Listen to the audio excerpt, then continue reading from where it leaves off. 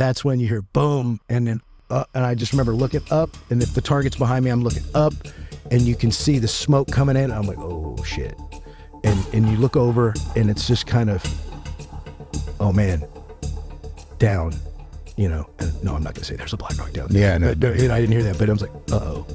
And I'm telling you right there, it was just everybody, mission change, period. And it was not, what do we do? No, it was, because, you know, look, the city now starts hopping. Now you got like, I don't know if it's 1 million, a lot of people now want you dead. And then now we realize it's going to be a race.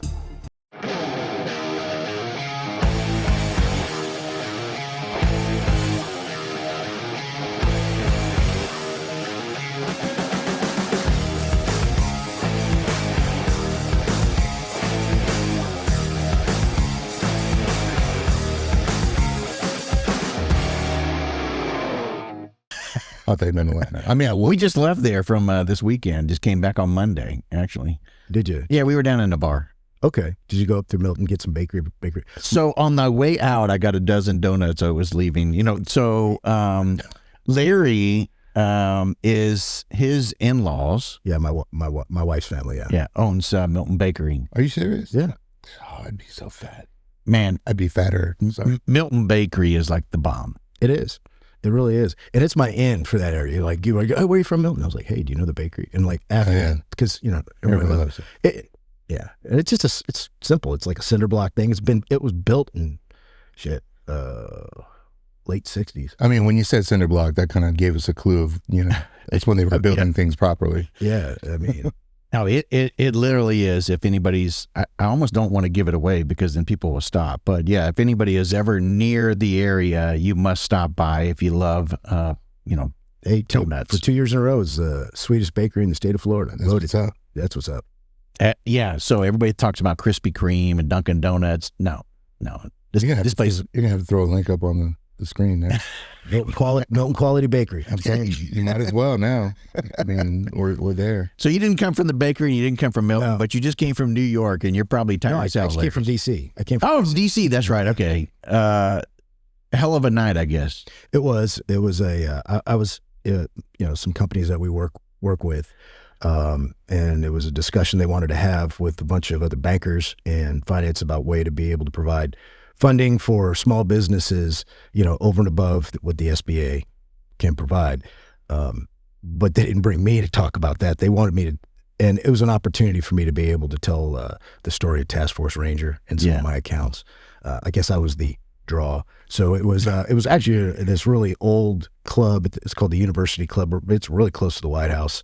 They had about 80 people. But the cool thing was, you know, so I got to talk about that. And then, but the cool thing was, you know, and when I do these things, I just myself, I feel like it's my duty to continue to tell the story for those who no longer can speak. Because, you know, once you quit saying their name, they die twice. Yeah. That's the way I kind of look at it. And but I had, you know, so I don't take payment for it, but they said, you know, we can make a donation. I was like, yeah.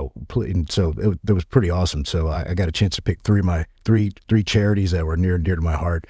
You know, Three Rangers Foundation, the Warrior Special Operations Warrior Foundation, and then the third one was the Rosie Network. And so the race, I think it was $90,000. Wow, that's fantastic. Amazing. So I mean, it was a great night. It was late night, but as soon as I was done, and you know, got up early, you know, fought traffic, and flew down here. Yeah, and what's crazy about this is that you flew in, and I really appreciate this, Larry, because when we talked on the phone and everything, you were like, well, actually what I could do is instead of flying back home, you'd fly into Atlanta, get a rental car and drive, which I've told people about that, and it blows their mind, but I really, really, really appreciate you doing it. No problem. Like I said, this is why I do it, because it's you got to keep telling the story. Yeah. To honor those guys.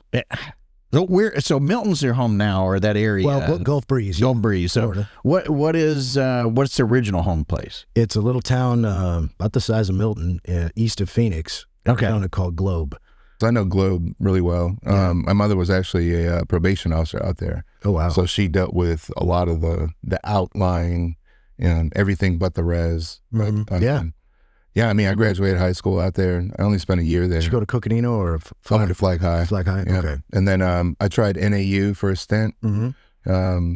solid 0.73 GPA out of 2 semesters, got academically suspended. 0.73. Made my father super proud. We discussed that in my episode. So Yeah. my dad was a professor of military science for the NAU Army ROTC program. Oh, wow. Okay. So he was the APMS when he was a captain, and then he came on to be the PMS and built that program up. And I mean, still a solid program.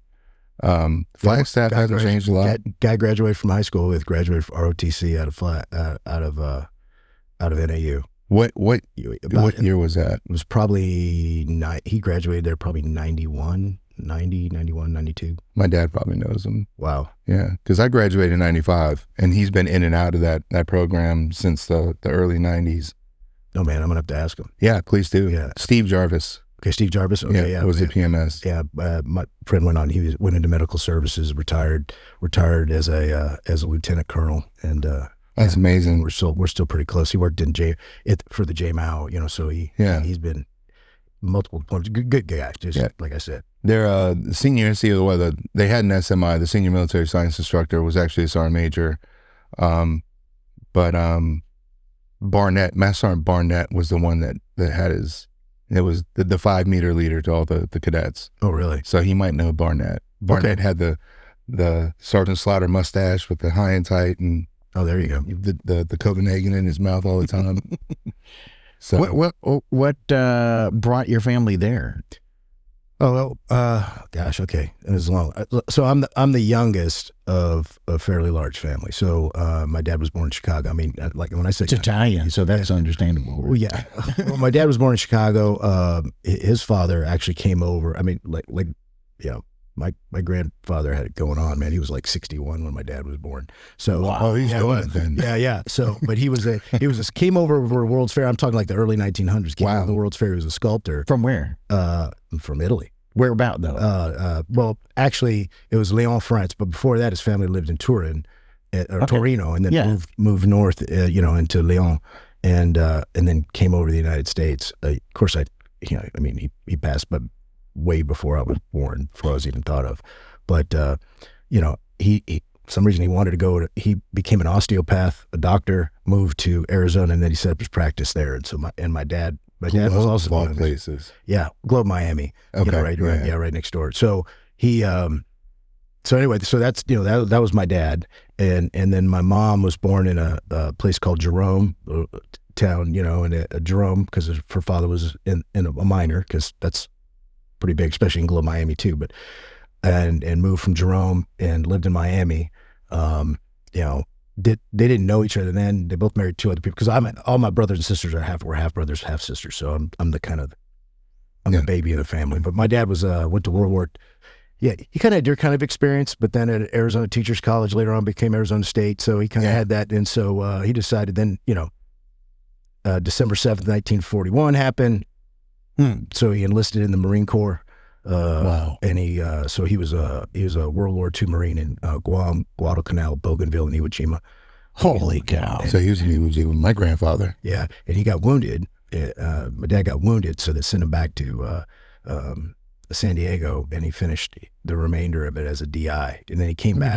Yeah, and he came back, and then later on, so eventually, in the early '60s, he met my mom, and I know. I'm sorry about telling. No, this is great. This is Tell a crazy story. So that and then so I was bored. So growing up, of course I knew my dad was in the Marines. He didn't give me a whole lot of stories about what happened over in the Pacific when he was there. But I always had there was a couple things. I was involved in sports. I played a lot of sports, and football, baseball mostly, and I was fairly decent at both of them. And what do you want to do? And I was like, well, of course, you want to play football for ASU. Of course, no way that's going to happen. But, but I really wanted to play baseball for ASU. That ain't going to happen either. But still, that's what I had the dreams of doing. But I wanted to go to college, and I wanted to, but I also wanted to be in the military. And I really found it wasn't until my sophomore year I even found out about West Point. So because at the time nobody in Globe had ever been, when you ask, hey, about West Point, founded in 1802. And they go, is that like the Air Force Academy? You know, that was my doubt because nobody had been there before. Right. Right. So, but I applied and I was lucky I got in, and it was kind of a blessing because, you know, the one thing I didn't want to do is burden my parents. Yeah. I mean, my mom was a nurse. My dad owned his own business. He was an electrical contractor, which actually told me that I really didn't want to do that. You know, Arizona climbing on top of ladders in the summer when I worked for him. You know, my middle name was Go Get. You know, Larry, go get this, go get that. And I'd come down the ladder and carry the shit up top. You know, hey, go get in that duct, you know, climb into the attic, and it's like 190 in there. And it's like you've got insulation. I'm just itching, coming out there itching. But it's a dry heat. Yeah. That's what they say. Not inside that freaking attic. But I'm ductwork. So, I mean, I'm like, F this. I am not doing this for a living. And you know, of course, then I want to sweat my nuts off for binning. Right. You know, yeah, so it's not much better. High humidity there, yeah. So, but but the seriousness is I was able to, you know, get a great education, and I wanted, you know, to be able to do that, and I was able not to burden my, you know, burden my family. So, I mean, it was great. That had to be quite you talk about weather, just quite a shock going from Arizona. I was thinking that too. Yeah, to upstate New York. That was funny. So I was initially recruited to play football. So Is that right? Yeah. So I went in, look, I was a big fish in a tiny pond. Yeah. So, but I went up there and I flew out there, not really a recruiting visit because I was already accepted. I had this thing called the early acceptance program that if you say, yep, this is your first choice, you'll take it. They'll accept you, you know, pending you get the nomination from because you have to get a congressional. Yeah. So normally you have to get that first and then they select you. You said, this is my number one choice. And you say that, they will select you pending you do this. So I was already coming. I was already coming. So, it was right after, it was during spring training, and I went to Mikey Stadium, you know, with the football team, and I'm telling you, man, I had a sweater on and a light jacket because that's like what you wear in winter. Because even, you know, Flagstaff's cold, but Globe, it's not bad. Snows once a year, stays around till like 10 in the morning, and then it's gone. You know, but I was like, oh my God, I was rethinking my life choice at that point because I was sitting in the stadium just teeth chattering. I was like, what did I do to myself? You know, and that's also the worst time to go because it's still at the end we used to call it the gloom period because, you know, everything's gray. Yeah. Uniform's gray, sky's gray, building's gray, stadium's gray. Yeah, everything's gray. And it's like, oh my God, this is horrible. It's kind of depressing. Yeah. I mean, at least that part was. Yeah. And that's the reason why they call it the gloom period. But anyway, so, you know, but then I showed up in July of 1986. Yeah, but it was great that you actually went there to see Gloom period before you went, so you knew what you're getting yourself into. Well, kind of, yeah. Yeah, but you know, and so what happened though? You know, I showed up and, you know, I went through the plebe year. I wound up not even going out for football. Isn't that right? I walked on the baseball team. But did you get the scholarship for that? There's no scholarship. Oh, I guess that's there's no scholarship. Everybody there, I guess, is on scholarship. Yeah. Thank you, American taxpayers. but everybody there's on scholarship. So yeah. I mean, so we, so it didn't really matter. But you have to pick a sport anyway, right? More or less. Well, either intramural or whatever. Yeah, so right. You know, and so I walked on. I was at least good enough to, you know, to be on the baseball JV team. You know, because I was the last guy cut before fall ball, and then but I'm glad I didn't do it because I'll be honest with you. And then during right when we were you know started the season, I blew my ankle out, so I just kind of quit. But actually, not bad because, you know, as a plebe with the with my hometown, I mean, I struggled mightily. I mean, I did fine. I was like, I got the Sinbad report card, the 7 C's. But I mean, other than you know, I mean, it was, you know, academic 20 credit hours of, you know, a semester. It was rough. And me, you know, coming from and a plebe. Yeah. And a subject of Globe, Arizona public school system, you know, I mean, yeah. Just wasn't at the level these guys are, you know, maxing out their SATs, you know. I'm like, oh man, it's, you know, I had to learn. I had bad habits because I didn't ever have to study. Sure. Then I had to like fix that. So that was a blessing.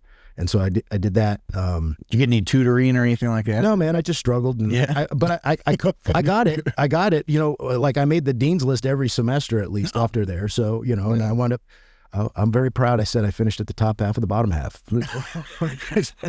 Dead middle. But that's okay. I mean, Did you end up getting any type of schooling, or did you decide to go to like airborne or anything like that? Yeah, one summer I did summer training. I went to that's a great question because it kind of chose what led to me where what I wanted to do. Yeah, I didn't have great eyesight, so I couldn't fly, and that's fine. And I thought I wanted to be an engineer. So one summer they sent me to the sapper leader course, and one summer was the first West Point class to go to sapper leader course. And then there was a couple other influences that also chose where I went, but that one I was like, man, that's awesome. And then we did like a straw poll, who wants to go? And I was like at a 95 engineers. I finished right at 90. So, I made a rethink it. But then I thought about it. I go, the stuff I really loved about the sapper leader course, that was infantry shit. That was patrolling. That was, shoot, move, communicate. That was raids, ambushes, Yeah. And so I was like, man, that's for me. And then I had some other influences too. So my last 3 years, I didn't play baseball after I got hurt at the beginning of the season, and I couldn't come back. I had a grade 3 sprain in my ankle, was blown out. Couldn't go back. So I played 3 years at Army rugby. So I played rugby for 3 years. Yeah, that's a rough sport. And man. Army rugby. It is the winningest program in all of West Point sports. Yeah. I can believe that.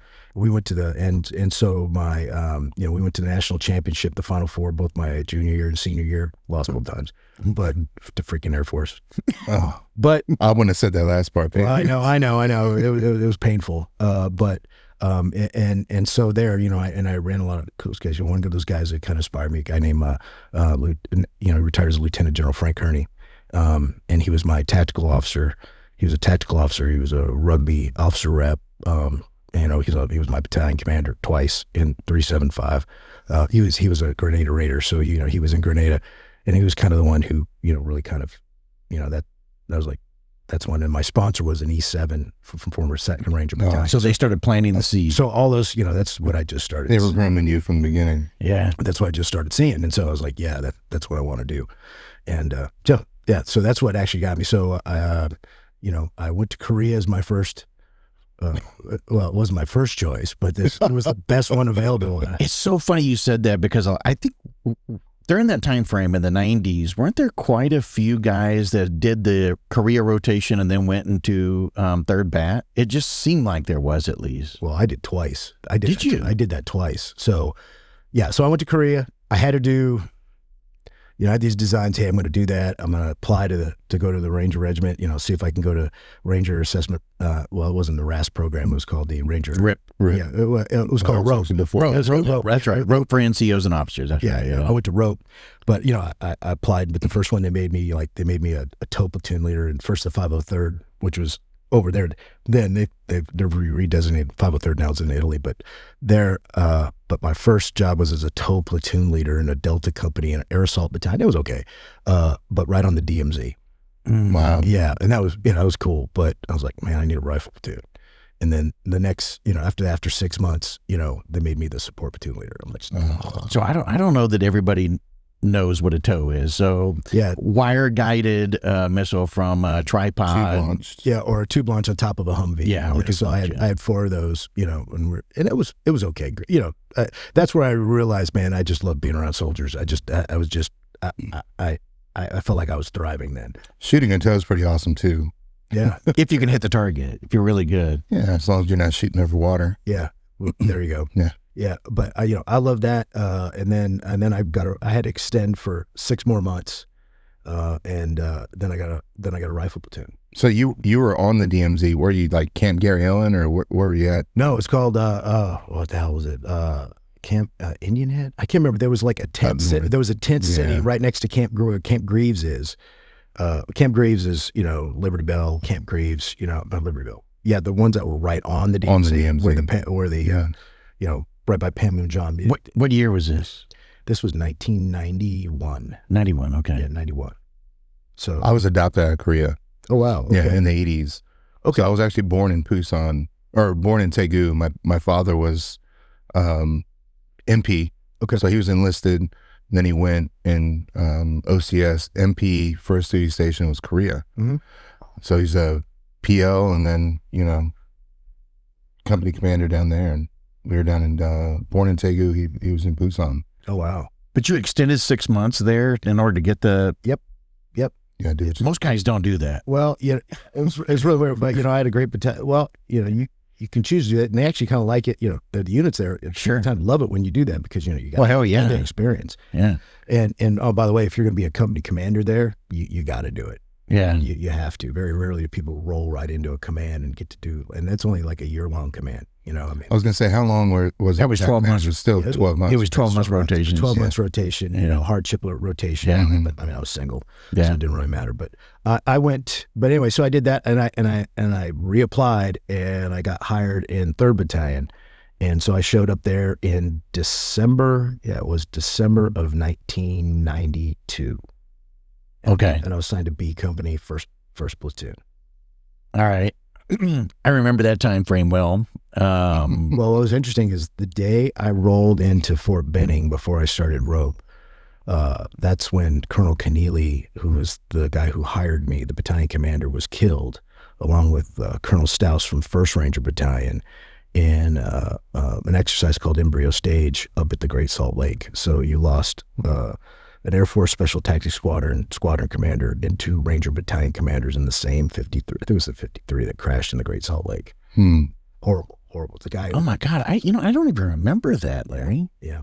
We have scoot up. Yeah. I don't know that I recall that happening at that time frame. I remember things like 6RTB and the students and the whole thing. And then I'll talk about that too, because I mean that one kind of affected me a lot because one of my friends, Mel Palmer, was one of the guys that was killed.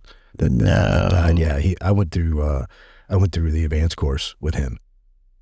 When did you end up going to Ranger School? Right after. I went to Ranger School in actually 1990. Yeah, December 1991. And it was So before you got there, you were already tabbed then. Oh yeah. Well, you couldn't even apply to go to our regiment with a tab as an officer. Yeah. But that one was, so I went from infantry officer basic course. I started in like July, got out, and thinking August. I got there July, August. Well, guess what happened in the beginning of August? Well, Iraq invades Kuwait and all that happens. And so they go, oh man, canceling Christmas exodus, right? I'm like, oh shit. Now, straight through Ranger School all the way through Christmas. So I walked up the Tennessee Valley Divide on Christmas Eve, walked back down it, had a break for 4 hours so we could eat Christmas dinner in the mess hall, and then, back up it that night. Don't think those, ho, ho, ho, here's your Christmas go, and Rangers go, F no, man. Our eyes were pissed for a lot of people. Yeah. And that was a miserable experience. And so, but I graduated from, but by the grace of God and by luck, I went straight through. And that's back when they had 4 phases. So we had a desert phase, and I did desert. And then so you jump in the desert too. They used to get a lot of guys.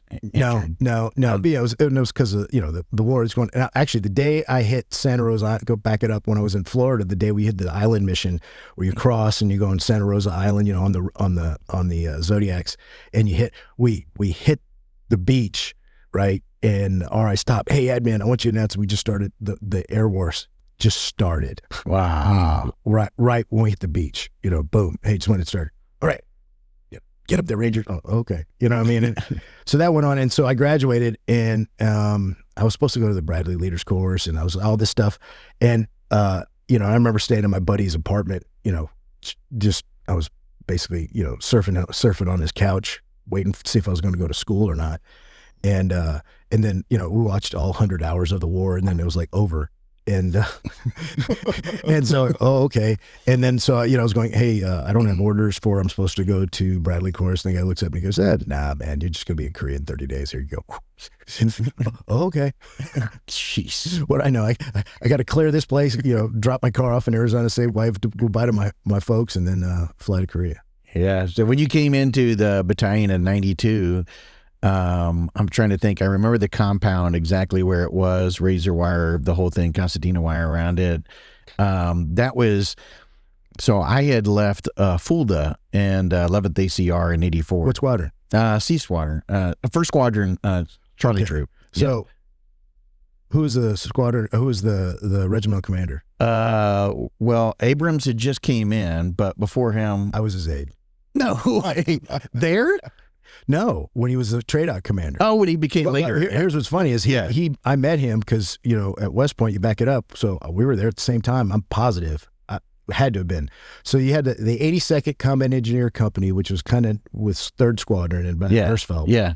So interesting, man. It's like all these points of Kevin Bacon going on right here. Yeah. Right. But that summer, they just call it an internship at West Point. They go cadet CTLT. Yeah, Troop it's the Leadership. same. Yeah. Yeah. It's still the same thing. So you have to be like a 3rd lieutenant for 6. Yeah. It was great because the platoon, I was an engineer, and that's one of the reasons why I wanted to be an engineer. That's kind of. I remember the engineers there. Yeah. Yeah. So I enjoyed it because, they didn't have a PL. Yeah. And so I really got to be the PL. Of course, halfway through, we had to take the squadron because they were like they just come back from Graf or Hohenfels. I can't remember. Yeah. And so they go, and the lieutenants in the company were like, "Hey man, okay, well we're not doing much, but we're going to go to Spain. So you got $200?" I'm like, "Yeah." And so Back when we used to do those trips. that's exactly right. Yeah. So it was like spring break in Europe. Holy crap. I may have been on that trip. I went to Spain. We went to town north of Barcelona. Lorette de Mar. It's north of Barcelona. Yeah. Just we drove through France. It's Lorette de Mar. Did you go on the excursion where we went to an island and we ate sardines and shit? No, I didn't do that. I did that. That was not a good thing. Our tour guide told us that that's what we needed to do. And but I was probably on that damn excursion. Well, yeah. So I mean, that was a wild time, man. That was pretty wild. But anyway, that's where I had met General Abrams or Colonel Abrams at the times. Yeah. And then we kept bumping into each other. So did you go to OP Alpha, the border point? Yes. You did. Yeah. I was probably up there at that time frame as well. I spent nothing but my time on the tower. So fast forward to 1992, I walk inside the wire because I'm an in-service recruiter over there at Fort Benning, and I walk inside the wire and I bump into this NCO. He's an E6. I can't think of his name at the moment, but he's standing outside one of the barracks where his office is at because he's the re-enlistment NCO, and I'm going over there to talk with him and everything. And I walk up there, and some private comes up. He starts laying into him and then tells him, you know what, start doing push-ups, pushing earth. And so he gets down and he starts doing, he goes, no, that's not good. Incline and all that. And I thought, oh, my God, this is a flashback. I feel like I'm right back in 11th ACR. And from that point on, as soon as I had a conversation with him and everything, it was sort of like it gave me street cred from saying that I came from 11th ACR and then, going inside the wire. I really formed a close bond with a lot of those guys inside the unit and everything. So same time frame. Didn't know that you were there. Crazy. Yeah, wow. Yeah. We crossed a lot of paths, it sounds like. Yeah, to include where you grew up. Yeah, exactly. You're there. Yeah.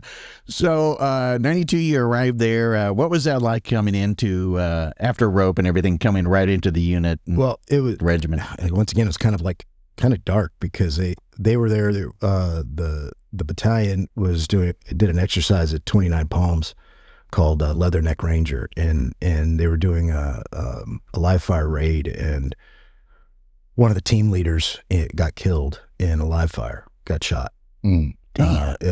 Did a live brown out hard, basically doing what he's doing, team leader doing what he's doing, moving up. And people normally, at night they'll tend to do this, and it's just that whole discipline. And I don't know if I don't, because I wasn't there, but I'd heard either they went like this or he moved and right into got shot by us.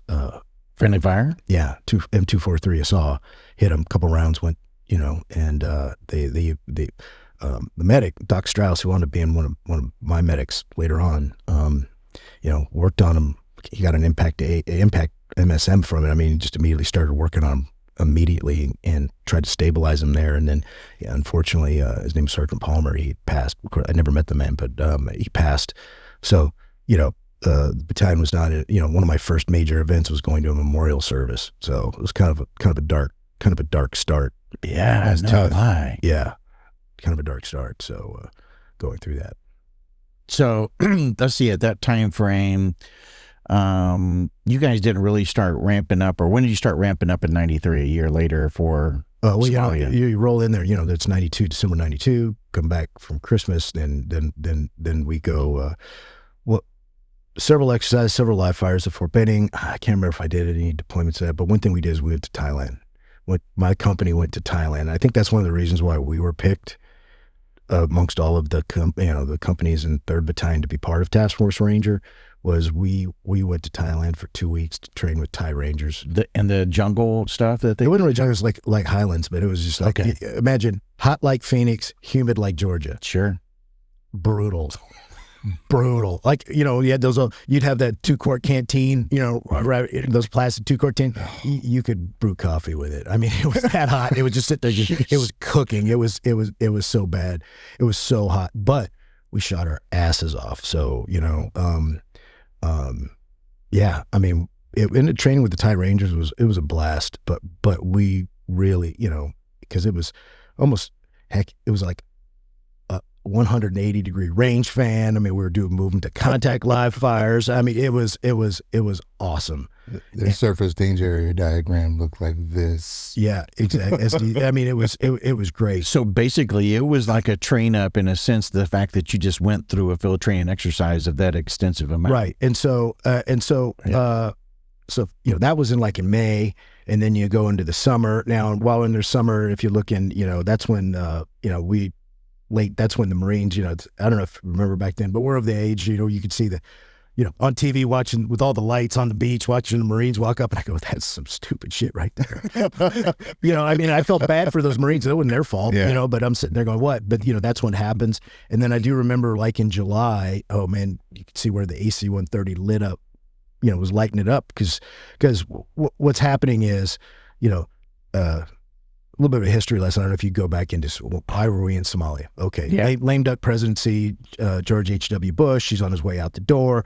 The immense pressure because strongman Siad Barre had left, was killed in a coup, and basically total anarchy. So not total anarchy? It's very clan oriented. So and it was call it the Baskin Robbins 31 flavors of bad guys all over the place. It's Crips, Bloods, all those, I mean, they're all fighting against each other and fighting for power. Causes human suffering, starvation, that's what you see. I got to feed the people. So, we got in there, UN takes over I think it was the first big mission that the UN has ever had. And I'm sorry, I don't want to bore you, but I just got to No, this is great. So, now there's some things about this that's going on. So, because of that, we started bringing in the food, us, and then it turned into UN, which is called Unisom 1, and then for Unisom 2. And please, hopefully you can fact check me or put me in the comments if I'm absolutely wrong. But I'm sure somebody will. Just tell, So, but what it did was, all those food was only in certain major areas like Kismayu, Mogadishu itself, which was the capital, and a couple other places. But so all the people from the country that were starving, if they wanted food, they had to go there. So now the population swelled to over 1 million in that city. And at shanty towns, I mean, we call them streets, and you know what I mean, referring to streets. Yeah. There's only like 2 freaking paved roads in the entire city. It's all dirt, rubble, no infrastructure, nothing, because they're all fighting. And so one of the clans was the Harbigetter clan, which was led by a guy named Muhammad Farah Aidid. So that's what we went after. Muhammad Farah Aidid, though, he was first of all, he was trained by the Soviets in the Frunz military academy. Mm-hmm. He was trained by the Carbonari in Rome. He was also a smart guy, and he was educated. He actually was, before when Siad Barre fell, I believe he was the ambassador for Somalia to India.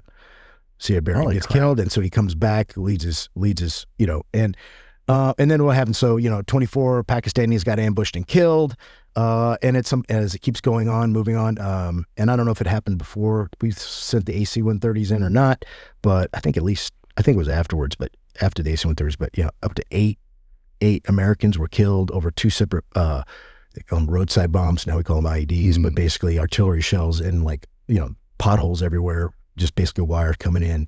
It's not remote data. Made somebody clacking in, but they killed. I think it was 8 Americans. And so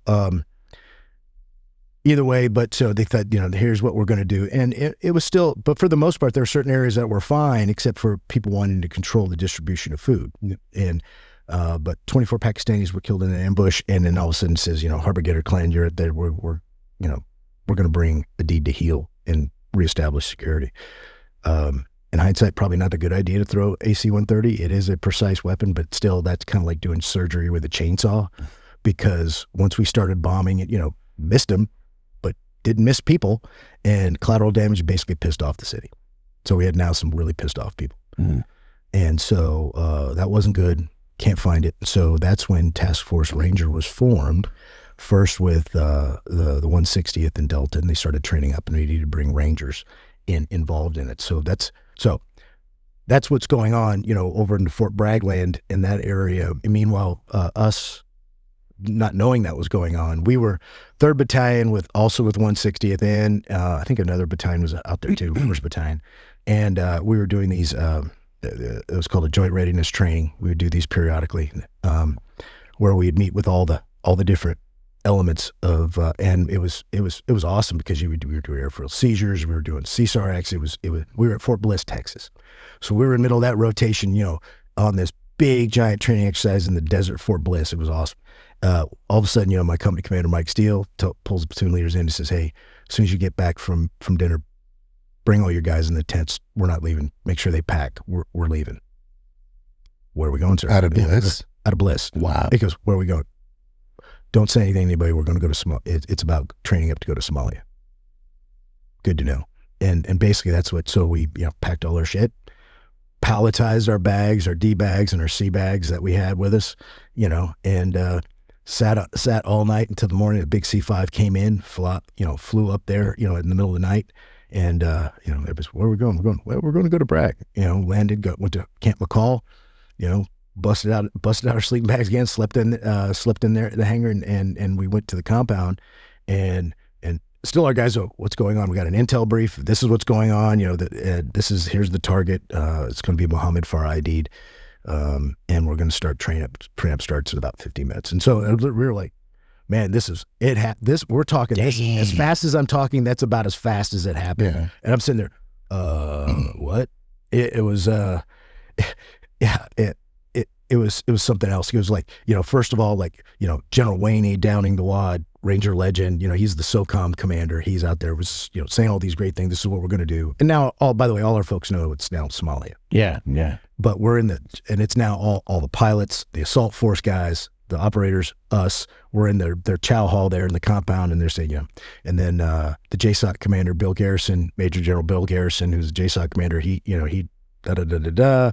Then you have Colonel Boykin, it's going to be General Boykin, who's the unit commander, he's da-da-da, all right, we're going to get ready to start, go. And we looked at my commander and go, "Do what?" So you guys are on the Delta compound, right? Yeah. I was like, do what? So it was literally, and that almost set the scene for 3 months. Then that was jacked up. It was like, but it's kind of like these guys already know what the movie is, and we just walked into the theater, and I'm like, man, I don't even know what the movie is. I just found out what the movie is about. Yeah, they were probably doing all the planning while you guys were in the desert, and they were doing that. Hey, we need to add rangers in there. We need blocking positions. We need people to secure outside. We need a QRF, to kind of, because so. But we figured it out. It was fine. So the way we were broken up into, we have 3 rifle platoons, but we went up with 4. They actually had a 4th platoon. Rifle platoon from our Alpha company. Mm-hmm. Now this is kind of important. So it was, if you really looked at what's part of Task Force Ranger, what it started being, you had the 160th, you had, for all the attack aviation and lift, you had Humvees, you had 3rd Ranger Battalion, first Bravo Company, 3rd Ranger Battalion. You had a small slice of our battalion staff, not much. You had JSOC staff, and then you had one squadron from CAG. First Scott Miller was he was a troop commander. Yeah. He was a troop commander. He was Captain Miller at the time. So and I think he got promoted while he was there, I think. Anyway, so that's who kind of made it up. But originally it was also a platoon from Alpha Company, another platoon from Alpha, and AC-130. That's important. We didn't deploy that way, and that's kind of bit us in the ass hard on the 3rd of October, and I can go into why. Yeah. So we flew. So we flew multiple missions, and it was like, you can't, it's not this long, drawn out, 5-paragraph operations order, with all these overlays. That's just not going to happen, because manhunting, intelligence is like very short, and you've got to be able to respond very quickly. So what we said is, hey, if he's in a convoy or in a vehicle, this is how we're going to take down a vehicle. We're going to disable the vehicle. Assault force is going to go in, secure it, and if they can get in with the minimum amount of force in and out, perfect. If they can't, they have to reinforce. Something comes in, and then the Rangers will come in behind it, block, front, back, side, whatever, then roll it up and take off. If you have to bring in a second platoon, that's what we would do. If it's in a building, assault force will go in, fast followed by the blocking forces. Blocking forces will go in, not only keep squirters from coming out, but keeping people from coming in. So, and it was just audible. We'd do rehearsal after rehearsal. It was You guys are just creating battle drills based off of. Yep. I mean, literally, I was like drawing football plays on a dry erase marker, and that's what I was.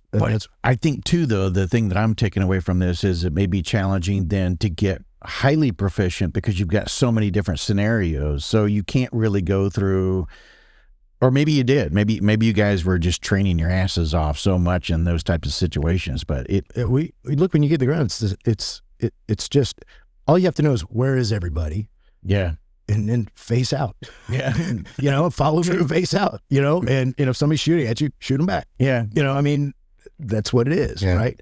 And so, and I thought we got very proficient at it. I really did, and learned a ton, because it was not something that I had ever done. And I don't think we had ever done before. I mean, really, not to my knowledge. And so, and you want to using those kind of skills. We had to do that in Iraq later on when I was in the Striker Brigade, because, intel comes in, you got to hit it quickly. And how do you plan rapidly? Mm-hmm. And how do you, just the basics, and start to move out. And so, but that's where the basics coming in, the big five. Can you shoot? Can you move? Can you communicate? Can you medicate? Yep. Can you do all that stuff? So that's the fundamentals, man. It's just the basics. And once you have those down, and then you start working together, and you operate, and and trust, and it just makes it easier. So we did that, and actually what was funny is, they said, okay, be ready, and it was really weird to, like, okay, well, if we're called, we'll go. So we got back on a C5, flew all the way back to Fort Bliss, got off. We weren't there more than 24 hours, and all of a sudden, hey, get your guys up, we're going to pack and go again. I'm like, what? And so we rolled back up, did the same shit again, flew back to Bragg, and we were deploying. And then from there, we were there for Bragg for like 1 or 2 days, and loaded out, and flew to, next thing you know, hello. But this was weird, I couldn't talk to my parents. I was going to say, it's unheard of nowadays. Yeah, because no cell phones, right. We just didn't. We just left, and I had to ask, somebody could talk to, from the family readiness group, and one of my, Lee Reiswick, who was our executive officer, I said, hey Lee, could you have your wife call my parents, just to let them know where we're going? And so we deployed. We got there. Oh gosh, August 24th. So we got there on August 24th. 1993. We were on the ground. What were you guys doing when you first hit the ground? Hurry up and wait? No, not really. We set up, we were in the hangar, and, kind of a tradition there. Everybody sings God Bless America. That was, which I didn't know, but that's a tradition for those units when they kick it off. I don't know if it still is. Should be. It was great. Hey, we're all ready. And holy shit, that night we started sucking up mortar rounds. Somebody attacked us, and we're like, okay, we're going to go ahead and, whack something, give us our best target they can. Now, what we don't know, now I'm going to, if this is not true, I really wish it was, but from what I understand, we found the incredible how hard manhunting is when we found out quickly. But, asked some of the agencies, the intel community, hey, do you have a source there? Yeah, we have sources all right. Well, apparently, from what I understand, much later I've learned, like I said, I hope it's true. Our source we had apparently lost playing a game of Russian roulette and shot him. He died of a high velocity lead poisoning. So from a game of Russian roulette. So he so they basically, had to start building an intel network to try and locate ID. And so, but we had something, we thought it was, we went in at night. It was a building, they didn't find, Deed wasn't there, of course. And they pulled a bunch of guys. I think it had a bunch of money and cot in this. I'm like, what the hell? And you want to explain what cot is? Yeah, cot. So cot is this. It's a weed. It's something that it's a. I think it's a hallucinogenic, and Somalis like chew on it, and it's a mild narcotic, and they do it usually 2 times a day, and they get really amped up and they come really down really hard. And so there's a cycle that goes through, but that's it's pretty common there, but it's a drug. Somali siesta. Yeah. Mm-hmm. Well, and then so they found that, pulled a bunch of people out. We flew back, and we were on the ground too. It was the middle of the night. Not much firing going on at us. I don't think we pulled a shot anywhere, and then flew back. And I remember the next day, failed Ranger raid. We didn't fail. It was just a dry hole. It was a dry hole. Failed test for Ranger raid. But somehow it made the press the next day. Then that came and it was almost like Groundhog Day. So, what a lot of people don't realize is, before the 3rd of October, we did 6 missions previously. And, but one of the ways what did we do during the time? Now this is kind of really important is, but also too, by the way, when he showed up the first day, I was like, hey, where's, Tom Osteen? He was from 1st Platoon. He's the first platoon. Where'd he go? Oh, he didn't play with us. Well, why not? Do we have AC? No, we don't have AC 130. Why not? And it was what I found out later on. It was just like, oh, we are man capped at 400. Where'd they come up? Capped? Yeah, like force captive. Yeah, because we don't want to start mission creep. So, okay, that winds up biting the ass because and this has bit me in the ass, and it's kind of like one of those things. And even when I was at the speaking at a charity thing, it gripes me is like sometimes shit just can't be a math problem. It's a capabilities issue. Yes. And what I found out later on is, they had to do you want to bring another intel analyst or do you want to bring a shooter? Do you want to bring another logging or do you want to bring a shooter? I mean, because so they had like a hodgepodge of all three units staffs and the JSOC staff like together to make this shit happen and less. And so because of that, and we can get into that later, but that when the shit got really real and you didn't have AC 130 there and you didn't have a reserve immediately that and you ever know when you lose your reserve and you don't have it and you stop, you lose momentum. And now you have to bleed to be able to get it back. And I'm not trying to be melodramatic, but literally you have to bleed to get it back or you have to reconstitute a reserve somewhere. So, I mean, that's. And that was the Alpha Company. Yeah, that was that one platoon. Yeah, now, and maybe that. But then actually, would they have really made a difference? Maybe, but we don't know. We don't know. But I sure know later on when we asked for tanks, when they asked for tanks and APCs, that shit should really have helped on that day, and really AC 130. Mm-hmm. That was the big thing that was missing. But anyway, but we wound up, but we stayed active while we were there, while they were still trying to find ID and get intel. We were. Oh gosh, I mean, we were shooting our asses off. We were training. We did daily, because we sat where the airfield sits on the, one side is the Indian Ocean, on the east side's the Indian Ocean. There's the airfield that sits right there. And then the left is the city, on the west side, west and north, and is the city. It's kind of on high ground. So we're on low ground. So like everybody and their freaking kid brother can see you. And you could see spotters looking at, seeing us. So several times a day, what we would do is we would walk back out to the aircraft. And it was actually good because, the guys we had in Humvees, they were going back and forth, resupply runs, escorts to the embassy compound, the university compound, deal with the UN, the QRF, and going back. They knew the city, but us, the only way we knew it was when we got on those aircraft and we would fly mission profile all over the city several times a day, and that got a little old, but I mean, it still helped. It still helped. But we blew up we worked on breaching charges. We worked in marksmanship. I mean, really, I think we got really, really proficient at what we did. So, and those 6 previous missions that you guys did, I mean, I think the American population, politics, news, they look at success through a different lens. Military, soldiers, we look at success through. Well, it's a tactical success. It's a tactical, operational, or strategic success. Correct. So, yeah. Yeah. So, but I mean, when you guys went out, everybody came back, everything was good. So 6 times you were able to go out and successfully.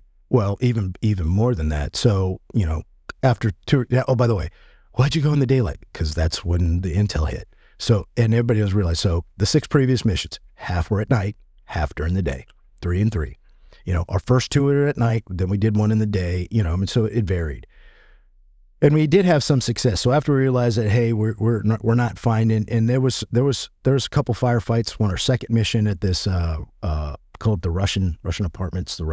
It was built Soviet era, really horribly built, full of shanty towns. It almost looked like the 375 barracks, big long buildings like that, Yeah. with shanty towns all over it. And our vehicles rolled up to have a blocking position out there, and they got ambushed, and that's where I saw a freaking capabilities exercises. You had 4 Mark 19s and 4 50 cals just lighting up these guys trying to ambush them, and but luckily, one guy got shot in the leg, but it was a through and through. It was fine, and the one guy got winged. It grazed his head, spun around his Kevlar, but he was fine. Around his Kevlar. It wheeled around his Kevlar. Like a 22. Can you imagine what that sounded like inside the Kevlar? Well, I wasn't there, but I mean, Yeah. but both guys stayed. Both guys. Damn. We didn't have to get evacuated. Yeah. And really, that was for the most part what we had, vehicles had. But we got Osman Otto, who was the chief financier for ID. So we started going after his infrastructure, started taking out his, 1 or 2. And I always thought it was funny. So we got his number 3 guy. That was by the way, it was kind of a joke I always laughed at about. You ever notice in the GWAT, when we were going after Al Qaeda, the worst job to have is the number 3 guy in Al Qaeda. Yeah. Because that guy always seemed to get schwacked.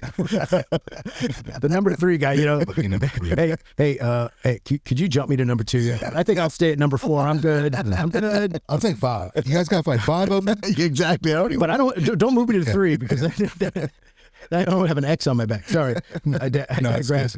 So, but Osman Otto was his chief financier.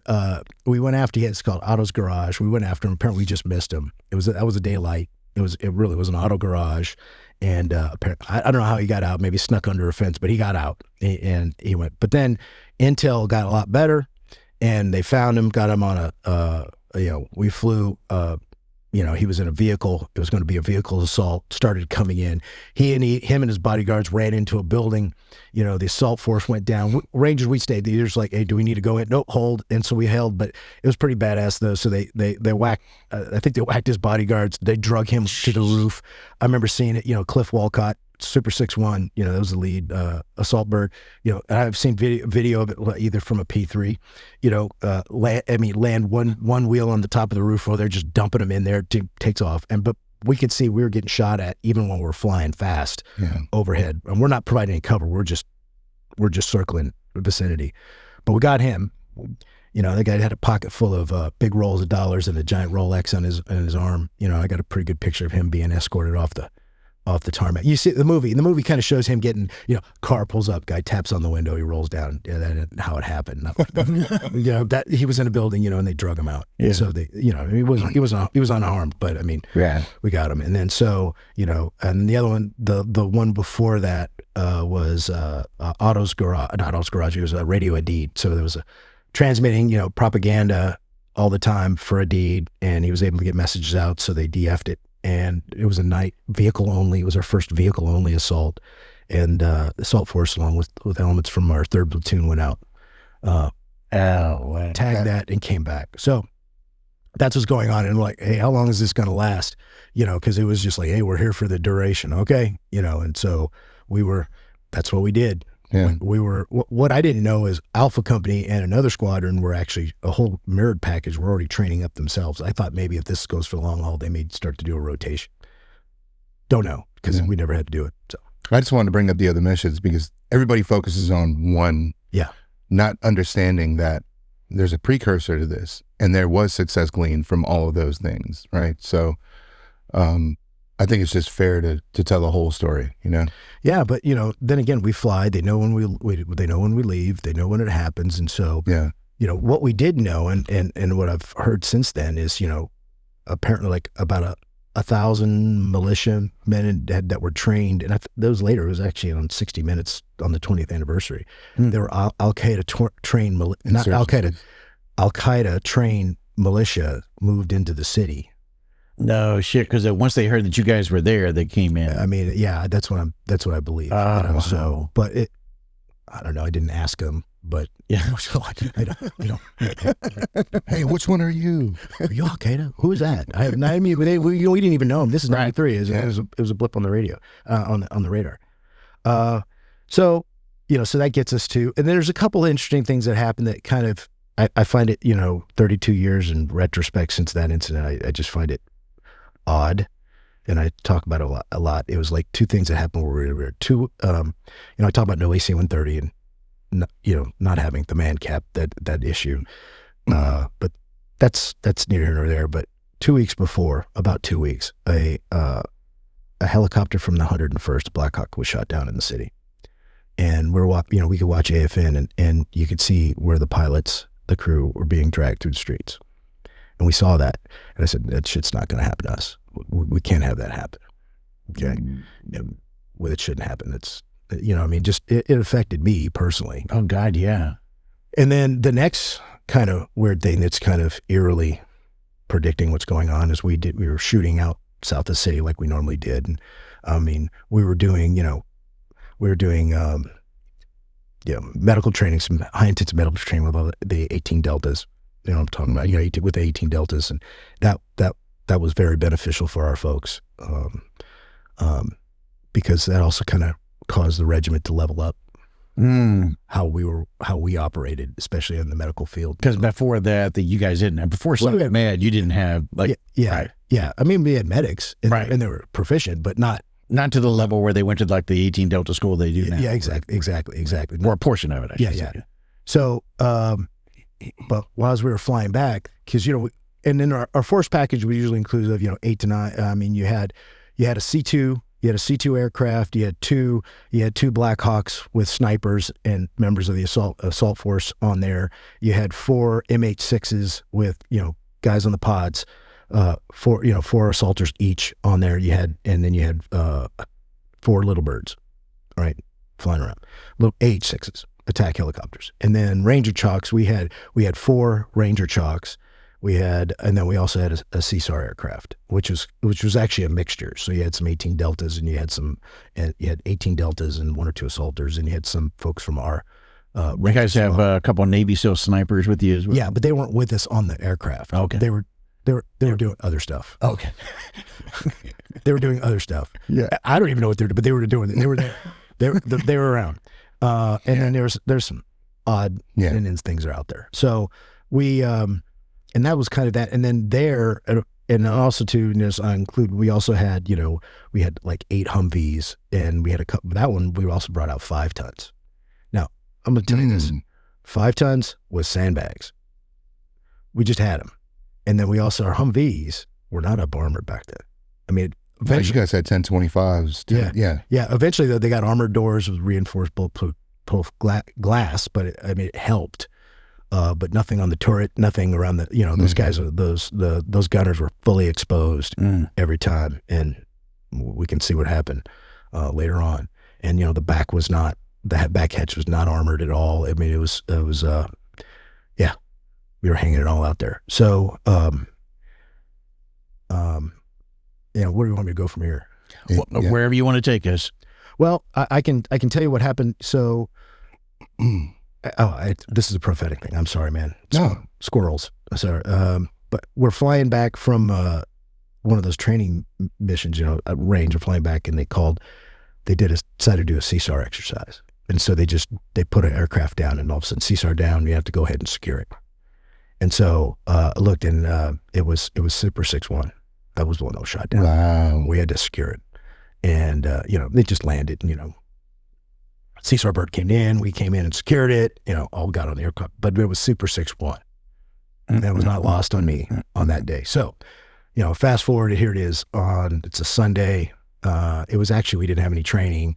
Guys were out playing, I remember really distinctly us, the 3 rifle platoon leaders were just, actually 4 of us. It was me, Tom DiDamasso, Larry Moores, and Scott Spellmeyer were just shooting the shit, watching the guys play volleyball in there, and people were doing whatever, nearby. But then they also, about around noon-ish, they called us to the JOC, the Joint Operations Center, and they said, hey, they got something brewing to the JOC, and it was basically, and we could see it because he had eyes on, and it was a little bit, you could, and I got to watch it. And that was the first time I got to see something in real time, because they said, we've got an asset on the ground where there's words that 2 of Adid's key lieutenants were having a meeting in an area by the Bakara Market, and an area called the Bakara Market and the Olympic Hotel. And that's a very dangerous area, especially very loyal, a lot of loyals to the Harbinger clan and Adid. And we knew that was a bad area. Oh, by the way, when we first got there, all the lieutenants were brought in. I have to tell you, another weird story is we got brought in early on, and it was pretty cool that General Garrison wanted, after dinner, we got told, hey, I want to talk to all your lieutenants, to my company commander. So here's all this lieutenants talking to the 2-star, he's sitting in them UDT shorts, like the khaki version of Daisy Dukes, and he's got the brown t-shirt. His cash and prizes are. Yeah. And he's got his hat rocked back with a cigar in his mouth. I love that, man. But it was a first interaction with the general officer. I'm sitting there, and he's talking, but he's, hey, what's going on? I want to talk to you. I'll make sure you guys understand the mission. It was very given of his time to talk to us. And I did ask him a question. I know distinctly. I said, what about like the Bakara Market? And he said, he was like, if I send you in there, I know it's got to be a viable target, because if you go in there, there's going to be a gunfight. Fast forward, by the Bakara Market. It was really cool. Hey, they're meeting in a building, and if the building, the signal is he's going to drive up, the source is going to drive up, open his hood, go to the hood, and then sit there for 5 minutes, and then close his hood, and then take off. And they did. They go, is that the building? No, he got scared, so he stopped short. Get him back in there and just go in front of the target. I mean, we're hearing this going on. So he does this, he does this. Okay. We PID'd we identified the target. And so that's where, they brought in platoon sergeant, all the chalk leaders came in. So, my platoon sergeant, who was the other chalk leader for my platoon, and Tom DiDamasso, and he had Matt Eversman, he was the other chalk leader for Chalk 4. We all got together, and, Mike Durant was my pilot. Jerry Izzo was, Stan Wood, all those guys were all. And so, and this is not, I'm not kidding. It's the equivalent of playing sandlot freaking football. So we maps there sucked. They were horrible. So we had these, we had these basically satellite images, and not really, when we had those old like mimeograph, it was like cheap ass, like Xerox, and they would print up those, because they would find the area, print multiple copies. And so we go here and start with a marker. Okay. Here's where Chalk 1, assault force is coming here. Here's where, drawing circles. Here's where you're going, you go along. Did you understand distance or anything from that, though? We had a general idea. Yeah. We had a general idea, because what we would do is, we knew the city actually fairly well. Like, we're here, here's the target, here's what it's going to look like on the target. Terrain association, yeah. Yeah, here's what it's look like on the target with a piece of paper. And we're like standing over a piece of paper and just go, okay, Chalk 1, once the assault force clears, the blocking force is, Ranger Chalk 1, Super 6-4 is going here. The second one is Tom DiDamasso, Super 6-5 is going here. Watson with Stan Woods is going here. We're going to strong plan all 4. We all knew what we were going to do. Meanwhile, guys running back, telling, get it on, starting to jock up.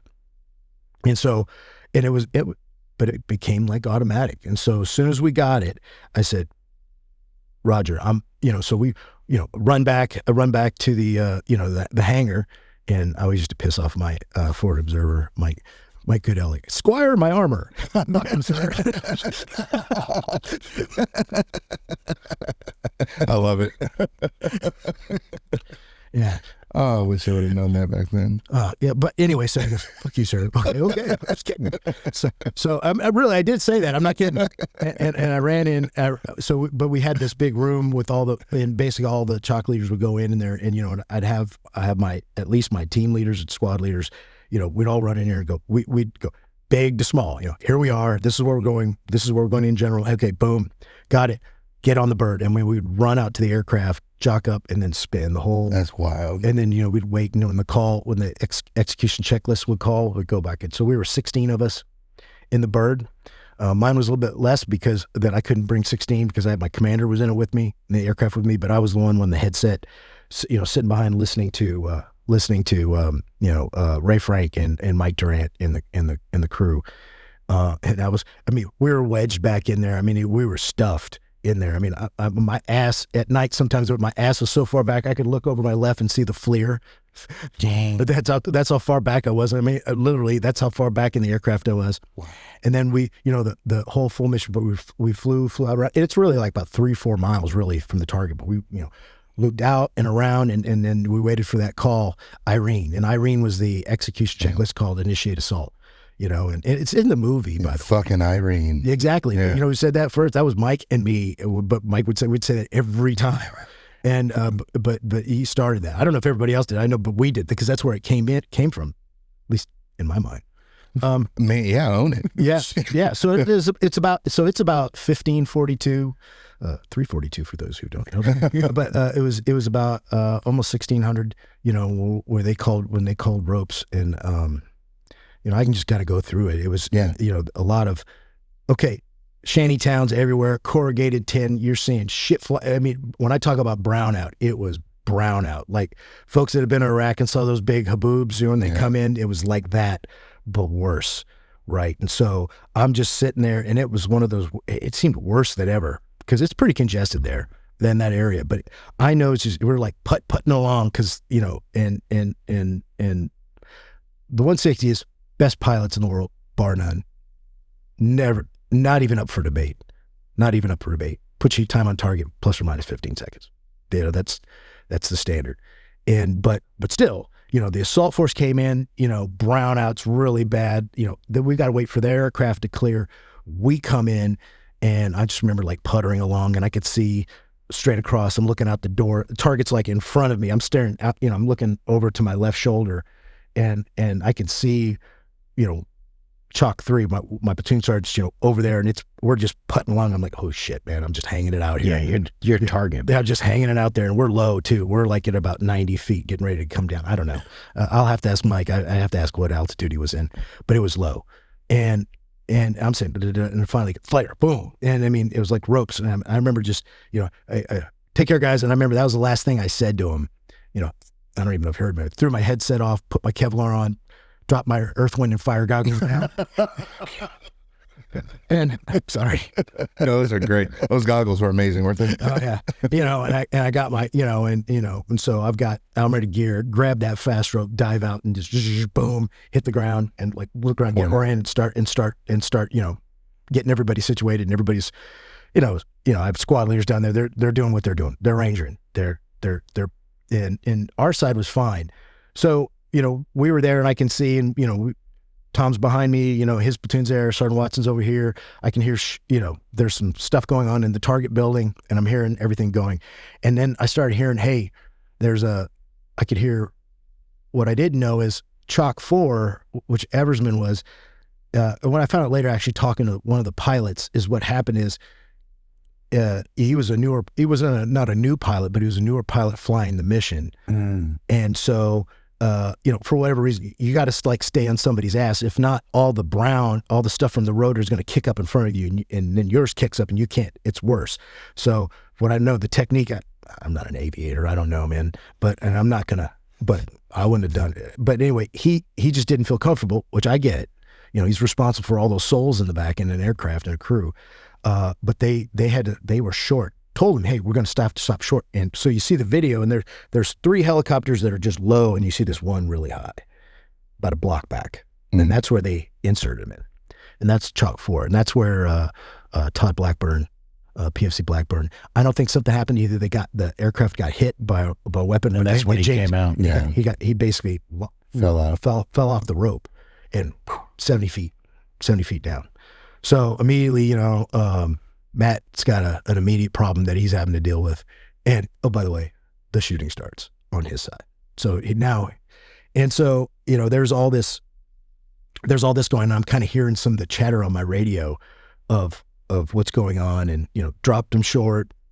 Person fell off the radio, and then and then that's also too when I don't know at that time, but like around the time it came, and then the vehicles which had left, there's vehicles with the convoy. Now that was the first time that we were ever. That's why they had the 5 tons, because that was the first time we were ever going to have to extract by vehicle, because there was no viable LZs anywhere near us where we could leave. I knew the 5 tons were there, but I didn't think they came in until like Larry brought them in after. No, Larry wasn't on the initial assault, because he was actually with part of his another part doing a water resupply. So I think he showed up. Talking about Larry Moore's. Yeah, Larry Moore's the 3rd platoon leader. So he showed up right when we launched. Yeah. So he came in. He was on standby, but they still had enough force to do it. Our battalion commander. McKnight, he was out there. McKnight, he came out there with the vehicles, but they stopped short, and they would call them forward once we had the folks secured. So it was 2 lieutenants and about a dozen bodyguards each. So it was about 26 folks we had to haul out of there. I had no idea though that you guys were bringing guys in on 5 tons. I thought no guy all in on. We were bringing them. We were bringing them out on. 5 yeah, tons. they were in the cell phone waiting area, waiting. Yeah, for yeah, call that's right. That's right. Yeah. Okay, so they called them forward, but at the meantime, now you've got Blackburn. Blackburn was hit, and I think they're trying to move. And he was in a bad way, non-responsive, and they were also trying to move forward to get where they were supposed to get to where they were supposed to be, and taking fire, and so. At that time, but still everything was still good to go. I mean, we're, here, everything's secure, matter of minutes. I mean, got it. But they said, they launched Sergeant Strucker and another vehicle, launched them forward to go get him evac him. So he's doing that, and Strucker rolls forward and goes back, and he's getting this shit shot at him all that way. And that's where Dominic Pilla gets shot in the head, killed him instantly, and he's going through a huge firefight, and just trying to get back to the airfield, and we're still good at the target, and then it starts to get a little hot where I'm at, so we're not taking fire ourselves, but I can see fire going out. I remember really distinctly they sent little kids actually pushing them up towards me to try and point out our positions, and I had a 60 machine gun there, and I'm like, don't fire, Elliot, hold him, and so I shot around near him, warning shot to scatter him, and then we started shooting. Then I started seeing people carrying RPGs and started engaging those, not at us, but they were like, it looks like they're. But then all of a sudden they started volley firing RPGs around it, because what we were doing is we had a 1 to 2 aircraft flying overhead with snipers on it. Now, in retrospect, probably not the greatest idea, because it's not. Well, I mean, there's advertised, but when it's that hot and you have RPGs and you volley fire, that's a big fucking target. Still, I don't care how fast you're flying. It's a big target. It is. And the C2's above them. The C2's out on the side. They're controlling it. So, but that is going on, but things are still. We're still. I get the call. Hey, get ready to exfil. Brought all guys out. All the nobody killed. We brought them out. Started stuffing them in the 5 tons. Told us, hey, roll up the fast ropes that we had, which is kind of funny, because hey guys, you guys, when you go in, you're going to have to police the fast ropes, because we're running out. That's the most Army shit ever. Right?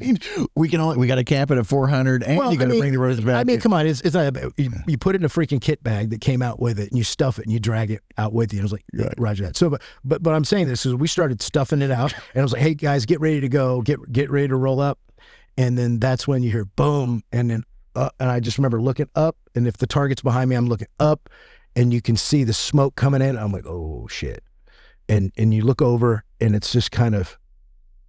Oh man, down, no, I'm not going to say there's a Black Hawk down there. Yeah, no. But, I didn't hear that, but I was like, uh-oh.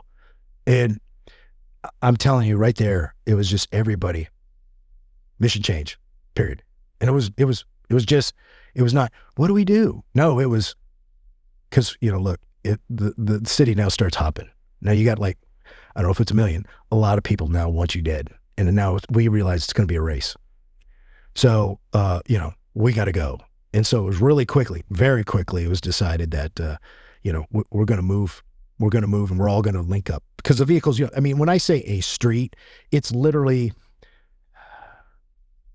barely wide enough for one Humvee, barely wide enough for a 5-ton to roll down. So you can't just back up and turn left and follow us. So they said, hey, and they're already up forward, so they're going to move around and they were going to link up with us. And I go, oh, shit, they'll get there before us.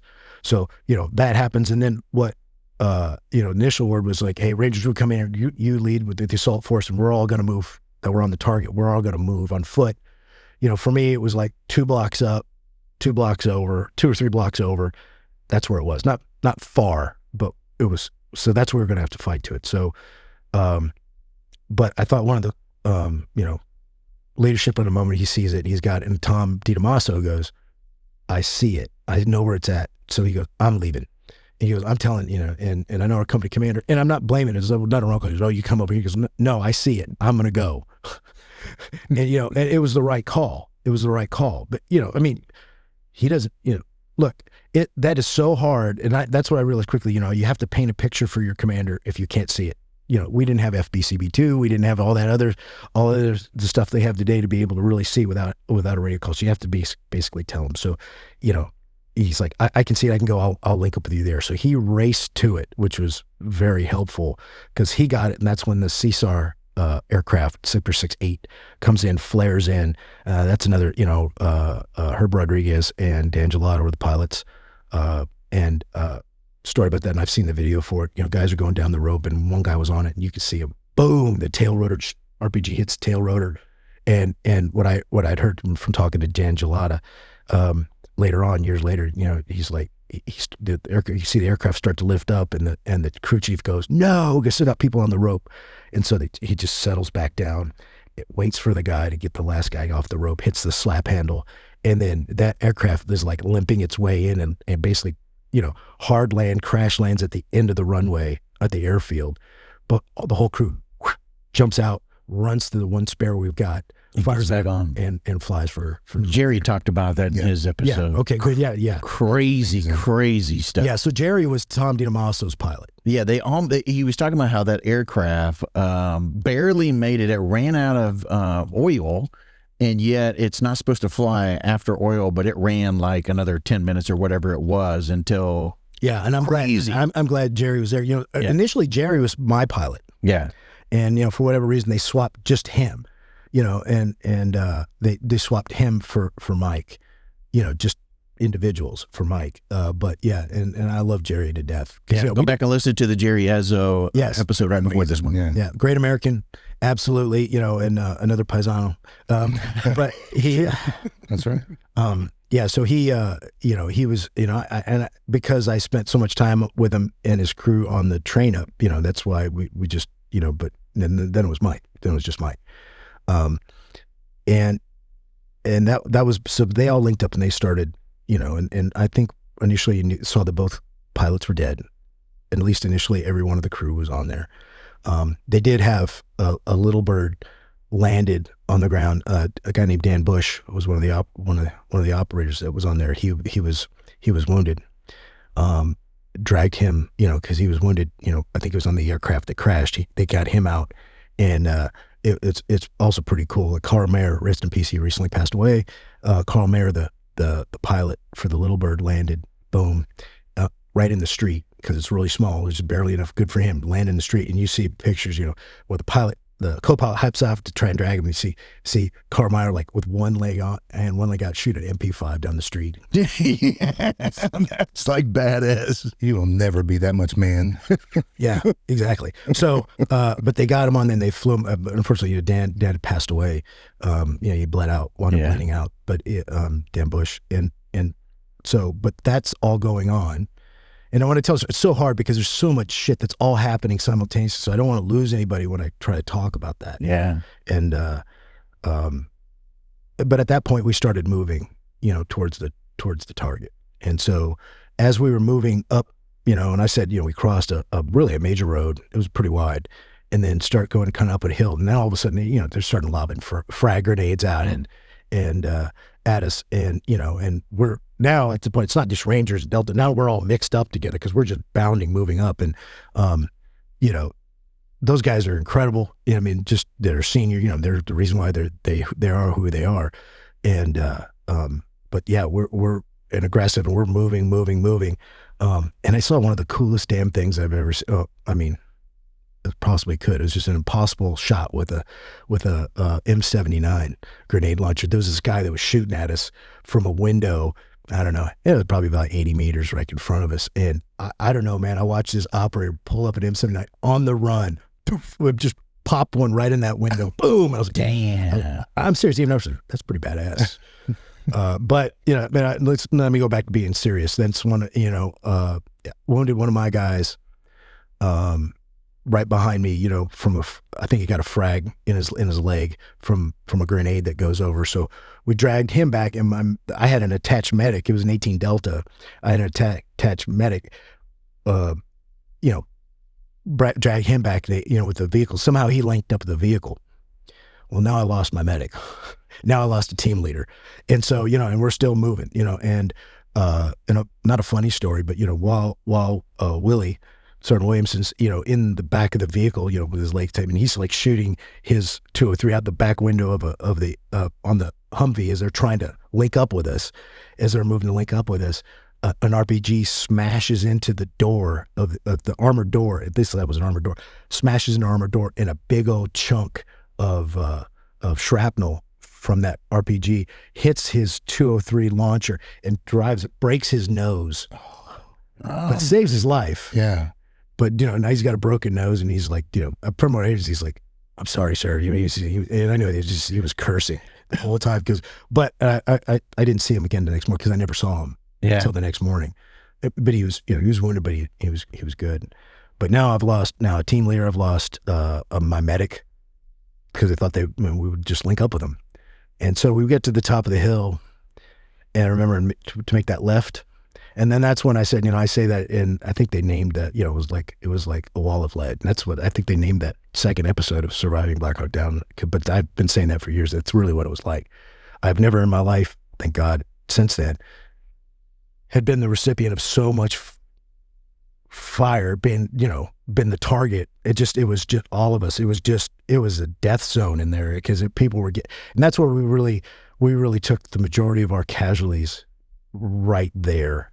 On that stretch of road, that block and a half coming down. So went across the street, bound about as fast as I could. And then, I'm sitting right next to my forward observer, Mike Goodale, and all of a sudden, I'm hit. Where'd you hit? Right in the ass. I mean, he was at least good enough to say that. And, he climbs into a courtyard.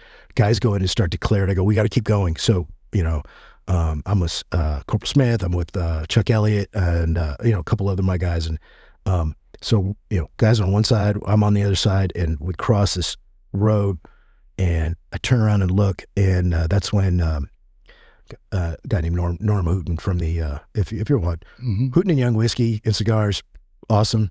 You got all right. Yeah, Hooten and Young. All right. But Norm is right behind me, his team, and that's where Earl Fillmore, I watched him get hit in the head, and he just dropped like a marionette. And they just kept moving out, and I just kept moving forward. I'm like, and that was where that was the first time I've ever seen somebody go down like that. And but I couldn't. It was like one of those. I can't dwell on it. Can't dwell on it. I've got to keep going because we were just right, almost there at the crash site. So we stopped at the corner. Like if I would have turned around and looked around the corner, the Super 6-1 was just right there, just right to my left. So that's where it was, and. Yeah, there were guys that shooting at us. So you can see people popping in, popping out, popping in, popping out. One in Sergeant Lamb, who was our weapons platoon sergeant, said it just about right. He said, watching that is kind of like watching a football game through a soda straw, because you only see things in glimpse, and it's a built up area. So all I'm seeing is things to my left and to the right. But there's this asshole. Sorry, he was popping in and out of a vehicle shooting at us. And I was like, God, and I can't hit him. And I've also realized too, is I go, man, things are bad when the PL started all of a sudden have to pull a trigger. Because I'm pulling a trigger, I'm not getting my situational awareness and making sure I'm putting people in there. And I kind of corrected myself immediately. And I had my hand on Corporal Smith, and he had a 203 grenade launcher. He's one of my other team leaders. And I said, I was trying to tell him to shoot that asshole right here. You launch one. And that's when all of a sudden you're pop, pop, pop, pop, pop. And I'm looking down. I can see bullets go through my legs as I'm on one knee, right in front of me. But then next thing you know, Smitty like falls back into me, and like I'm hit, and like he's on me, and I look up, and I know it's bad. He's and he can't really talk, and I look up, and just before that, there was some stairs, and there was like a shed, corrugated, not covered worth shit, Yeah. but that's where we were, and I just remember part of one of the teams, the assault force, came overhead, and I know there was an 18 Delta that just went over the head. I didn't know his whole name, but I knew his first name just because our cots were right next to each other, and I go, Kurt, and he turns around, and, then he helps me drag Smitty in. And then we were just, and then it just got freaking relentless. And, I was like, guys, got to get in. As soon as we had to dive in, because we were starting to take really effective fire into this little courtyard. And, and then started getting down and trying to return fire. And meanwhile, it's Kurt Schmid, Doc Schmid, worked like a demon. He had his desert camo, he had his out, and he was looking, because, it's too high to put a tourniquet on. I can't, so he did a blunt dissection, and then what he did is he pinched off his femoral artery. It was a femoral artery bleed. It was bad. And so, stuck his, hands in there. Basically he could stick his hands in there. But then we all had to we started trading places while he was putting a line in them. And so, that's something else. When you stick your hand, you got an arterial bleed, and it's like, I missed it. I freaked out almost, because I've got to pinch the guy's not. That was like one of those, I was like, oh, I cannot lose my shit now. I cannot, and they started working on them, and then some other guys started working. And there's a couple things I really want to get to, because it's kind of how I dealt with it. But I will tell you a funny aside, though. We're in this courtyard, and there's these rooms here. Now, on the other side of it is Super 6-1, but there's a room, like an L-shaped thing, I thought, and a door. And one of the guys, his name is Kyle Lamb, Viking, owns Viking Tactics. So, tremendous man. He was in that room with you? Yeah, we're friends to this day. Yeah. Defoe Smadge at one point, wasn't he? Huh? Wasn't he Defoe Sergeant Major at one point, or no? I don't know. Either way. But Kyle looks, and he knew who I was. I knew who he was, but we didn't know each other. But he didn't train with me. And that's one of those things, you don't want to go in a building with anybody you don't know. But he goes, "Hey, we got to clean. You got to clear this. You gonna help me?" And I'm like, "Yeah." And he looks at me, and he goes, "Don't shoot me." And I look back at him. I go, "I'll try not to." So he was ready. Give me a squeeze. I gave him a squeeze. Boom, we ran in, had our tack lights on, and then it was like, I don't know how many, there's like several Somali women and children were like, ah, and I was like, ah, right back at him, basically, because I was worried, it was off safe, it was ready to go, and I was like, and then we all just pushed them back, closed the door, they're fine, just stay there. Yeah, that was one of those stories, and I was, so at this point, I'm getting a little unnerved through this, because I looked, and then, I could see, across the street on the corner. And if you saw Surviving Black Hawk Down, you saw where Tom Satterley was, and then that family that was trapped, that was across the street. And we talked about those Rangers, those were mine. So I watch it, I hear this, I see one of my guys, he's at the corner, with a squad leader, Kenny Bourne, and all of a sudden I see this, boom, an RPG goes up, and it basically takes out the corner of the building, just over their head, but I'm seeing the guys just laying on there, and so they're dragging him in, and I'm like, oh God. And then that's where General Miller, Scott Miller, he goes in, and they're across, they're securing that area, and I'm like, at that point, and we're still fighting, like, where the F's of vehicles, and that's one of those things that I look at, and all of a sudden there's Doug Bourne, who was in my platoon sergeant's chalk. He was one of my team leaders, but not on my chalk, but on my platoon sergeant's chalk. And I'd heard he got winged. He basically took a grazing wound to his neck. I'm like, how the hell did you wind up with me? He's standing there next with me, and he's got this look on his face. And I'm like sitting there going, hey, are you okay? He goes, yes, sir. No, are you okay? Yeah. Are you okay? Yeah. and I talked about it. I go, what he doesn't realize, I wasn't really talking to him. I was talking to me. Oh. Because I really realize that, if you can always do something, and I just know it's like, I'm not going to be a burden, but you can do something. And the one thing is you can't do is not lose your shit, because it's going to be bad for everybody. Yeah. It's not like I'm the platoon leader of the planet of the universe, but it's just kind of like, hey man, I still have a job to do, even though I don't really have anybody that's functional. I got 3 of us that's left in my chalk that's actually can fight anywhere. But there's still stuff that we can do, and at least if nothing else, I can't lose my shit.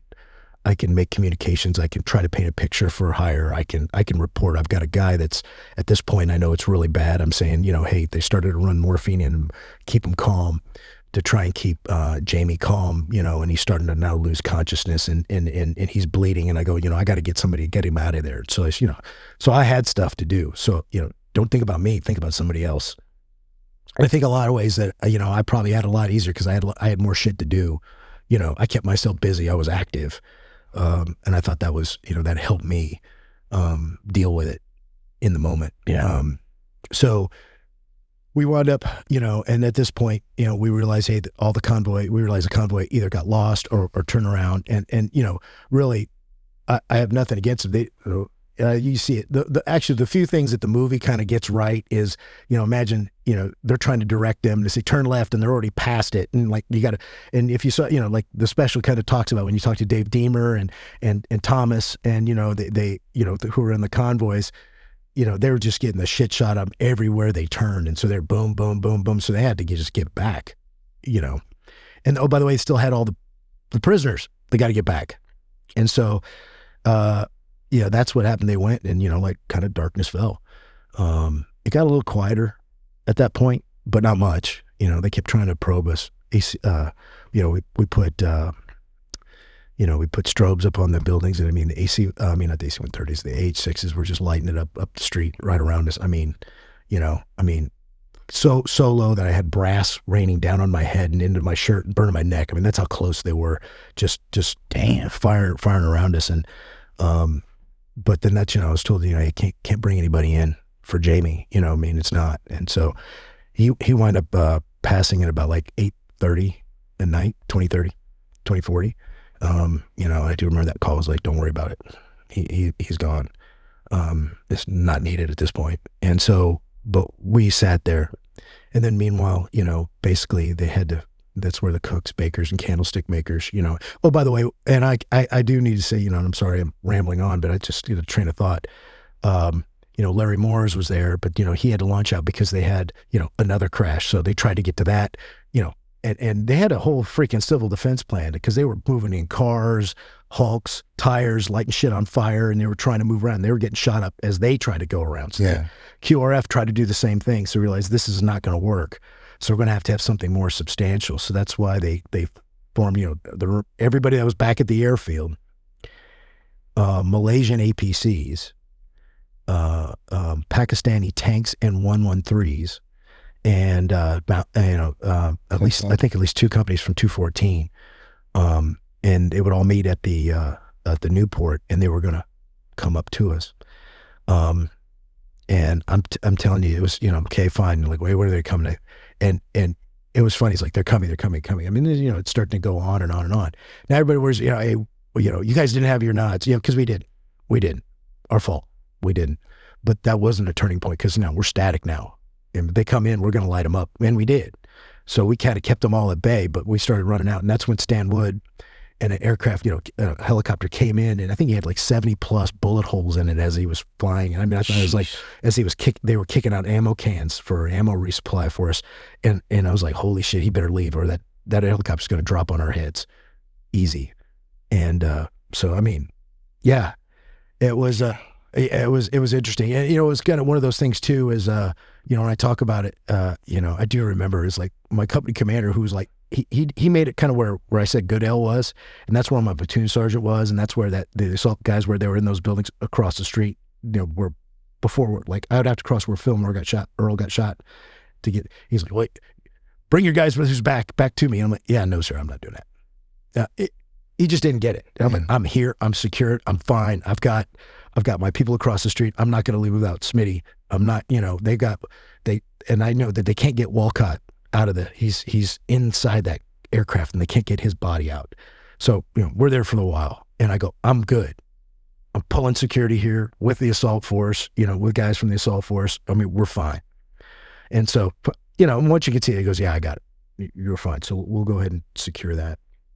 So we were in there for a while. We had ammo. We're back. Well, you know what I really didn't have was freaking water. I had water, but not everybody else did. But man, that's what I realized. All that stress, you get freaking dry mouth. Yeah. I mean, I was dry mouth. It was like sandpaper. We were like taking Ringer's lactate and washing them around our mouth to spit them out. And yeah, it was it's some, but it was, I mean, at that point, I wasn't really thinking about anything else other than, okay, what's next, what's going on. And, when I say, what can I do? Make sure everybody knows what's going on. Cause, with the assault force, I can hear, and I had multiple bands. I didn't have an RTO with me. I was my own RTO. So I was listening to my internal comms. I was listening to higher comms, and I was alternating to it. And I was able to kind of help as best I can, do what you can and try to be freaking useful, at some point. But so wait, when are they coming? They're coming, when are they coming? They're coming, but I didn't need them. I could hear them. I didn't need Blue Force Tracker. I didn't need, because when they took off and they started moving, it was like a rolling gunfight all the way to us. It was, now at some point, this is what I thought. Okay, these guys have been under contact the entire time. We've been under contact the entire time. Who's leading this thing, and how do they prevent us from shooting the shit out of us when they get here with a link up? Linking up under contact is probably pretty freaking difficult. Probably one of the most difficult missions. Luckily, smarter people had it. Had elements of the task force actually leading it at the very end. They did the initial link up. So I think it was about 2:00 in the morning is when, Malaysian APCs are there, and the 10th Mountain comes in to try and secure it.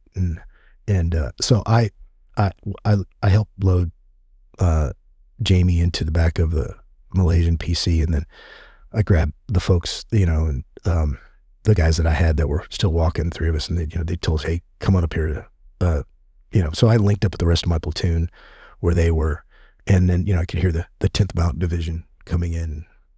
And one of those things, it's like one of those, it was funny.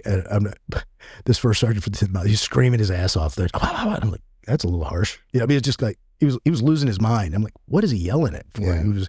But that's not what I was really going to talk about. It was funny. It's like, hey man, guys, you might want to pull cover inside, because this thing has been like a hot spot all night, and wouldn't listen to me until the first RPG sailed up the freaking, boom. And like next thing you know, you had like a platoon of the 10th Mountain in the compound we're at. Told you. So, but we started waiting. And I'm like, and that's one thing, now I'm just waiting, I got water. I'm sitting there and I'm like, okay, how are we getting out of here? And so the plan was, okay, once they get Cliff Chief Walcott out of the aircraft, get his body and recover his remains, then we're going to move and we're going to, load all the wounded onto the APCs, the Malaysian, their panders, and they go out, and we'll follow them and use them as cover as they go through. And where are we going? Pakistani Stadium. Like, shit, that's 5 miles away. I'm like, that's about 5 miles away. Are you kidding me? Look, they don't tell me the whole thing. They didn't tell us. I mean, they're doing this shit on the fly, right? But I'll explain what happened. So, by the way, that was the exfil was the one thing I thought that the surviving Black Hawk Down thing they got wrong, but that's neither here nor there. So I do remember, like, well, man, we really need to get out of here before the sun comes up. So fast forward, the sun comes up. Good old body. Yeah. Sun comes up. They get Cliff out, and they move, and so now my platoon, a whopping like 17 of us, if that. There's a lot of things people there's one thing I want to point out that, if I listen to everybody telling me they were in Somalia, you would think there was like 300 of us on that target. There was less than 70. Yeah. And way less than 70 that could fight. It was against thousands. And I never thought about it at that time because I was blissfully ignorant, but, 50 plus year old me, it scares me to this day when I think about it. It petrifies me, because how many people wanted good reason wanted me dead, us dead. But what was weird is, I never really thought. I just, it was like one of those things is like, go back. We're not going to go there because I'll never leave a fallen comrade part of the Ranger Creed. Well, I knew we were going to get out of there. Why? Because they're never going to leave us. So it was just it. I didn't know, and I had a little thing with the director from the. So he goes, well, first, now we need to be rescued. And I go, I have a real tough time off camera. I go, I have a real tough time saying that. He goes, well, why? And I said, because I was never in my, honest to God, I don't want to say we're weak or anything. And I don't need to be rescued. I was waiting for a freaking ride. No, I'm serious. No. Yeah. You didn't have to request anything. Yeah. I go, I need to be rescued. Well, yeah, I'm getting shot at, but I'm fine here for now. Just hurry up. Get me out of here. I just waiting for a ride. I knew no matter what, those guys were going to fight like demons to get us out. Yeah. No matter what. So I just never really thought that. Now I may not come out there alive. I may not, I may be, or I mean, not undamaged, but I knew I'd get out no matter what. And that was, the comfort that I felt. And it's like, anyway, so, but they're there and we have to run out. And one of those surreal moments, they said, hey, they're going to do several helicopter gun runs behind the target to cover our exfil. So I told you we're in the back, right? And so I'm just outside where the building I was at all night, and we're moving, and I have my weapon. And I can see on the side it was sort of like, so we're facing west, and we're facing west, and then we're going to go and then I'm heading north. So we're facing west, and I look over to the side and look up, and I could see a Cobra like rolling down the street that's parallel, and it's just the guns were just chugging. It was like a movie, just chugging all there, and then over the heads, and then the little birds popped up, 4 little birds popped up just right over our heads and did their gun runs, rockets, miniguns, and I looked back where that guy was shooting at me, and it was just a cloud of dust as it was just lighting it up down there. It was about 200 meters behind us, and we take off and say, okay. And then we look, we're going to, remember I said the Panders are going to provide cover. We look up, poof, they're kind of like, oh shit, here we go again. Oh shit. And like, one of those things. And funny, of course, funny, right? Yeah. And that was one of the things, one of the things to do is, you kind of want to change your route. We walked the same freaking route we went up there, but I understand they had that secured already. Yeah. They had it cleared, sort of, because we started taking fire again all the way back there.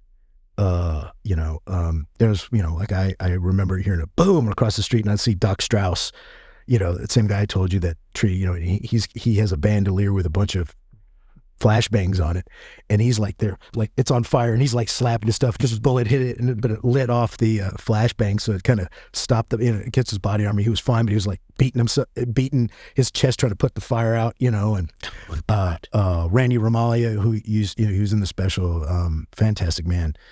You're like, God damn, he's cussing. He goes, I got shot, and he's like cussing he's just basically he got shot in the shoulder, and I'm seeing that Kenny Thomas. He stumbles forward, looks, he had a bullet that, because we were wearing the old LCEs over our Ranger body armor, and he had the magazine pouch right there. A bullet had gone right through a magazine, like if the bullet, magazine's here, went right through there, popped bullets out a couple bullets out the top, and just, that's where it stopped. It lodged. It just, the bullet right there and lodged it.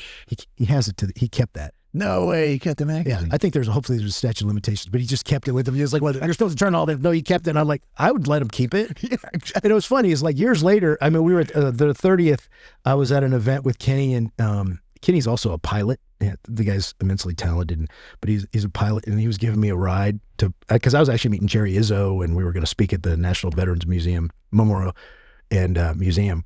And so he was flying me up to Ohio from Fort Rucker, and I said, hey man, and we're walking to his plane. It was a really cool plane. And he goes, a little plane. I go, hey, do you still have your that magazine? He drops the aviator's kit bag, zips it up, and goes, here it is. Oh, because I carry it with me everywhere I go. And I wouldn't. Yeah, no shit. So, and then one other story, a couple of other stories, just weird vignettes. Like I remember we'd pull cover, looking up an alleyway. And then till the guy runs across, and he sets, and then you run, frog. Bounty. And I'm doing that, like, boom. And then I remember Chuck Elliott, my squad leader, he goes up and he's secured. I take off running, and I look across, and there's PFC Floyd, David Floyd, from South Carolina, and he's got a saw, and it's like turns right towards me, and he's like, I could see his finger go back, and I'm like, oh, and I'm like, I'm running. Well, later on, I was like, hey, Floyd, you know, with my platoon sergeant, hey, Floyd, what the fuck? Why'd you almost shot me? And he goes, sir, you didn't see him. He was shooting at you. And like, apparently a guy had popped out and started shooting at me. And Floyd saw him and was engaging him. And I just imagine I was like going, bullets there, here. Because I didn't say it. I was like, I can't stop. I'm just running. Yeah. And yeah. That's full on movie shit right there. I mean, like he saw the guy behind you. Was he behind you? No, he was like off to my right. Like popped out and was started to try and shoot me. Yeah. You know, I don't know if the guy pulled the trigger or not, you know, whatever. But I mean, you know, the guy had a beat on me, you know, even though I was really fast and probably wouldn't right. You're running so fast. Yeah, tunnel vision. White lightning, they call me. Yeah. I'm using speed as my camouflage. That's right. I'm up, I'm seen, I'm down.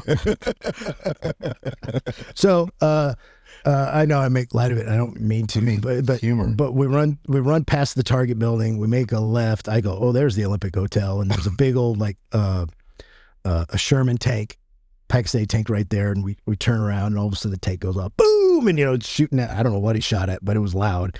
You know, if you know an armored. Yeah. I was like, God dang, what's he shooting at? But I remember turning to the left, and there's this old burnout bus station, and that's where a gentleman named Lee Ben Arsdale was with the assault force. Great man, just an amazing officer, amazing leader.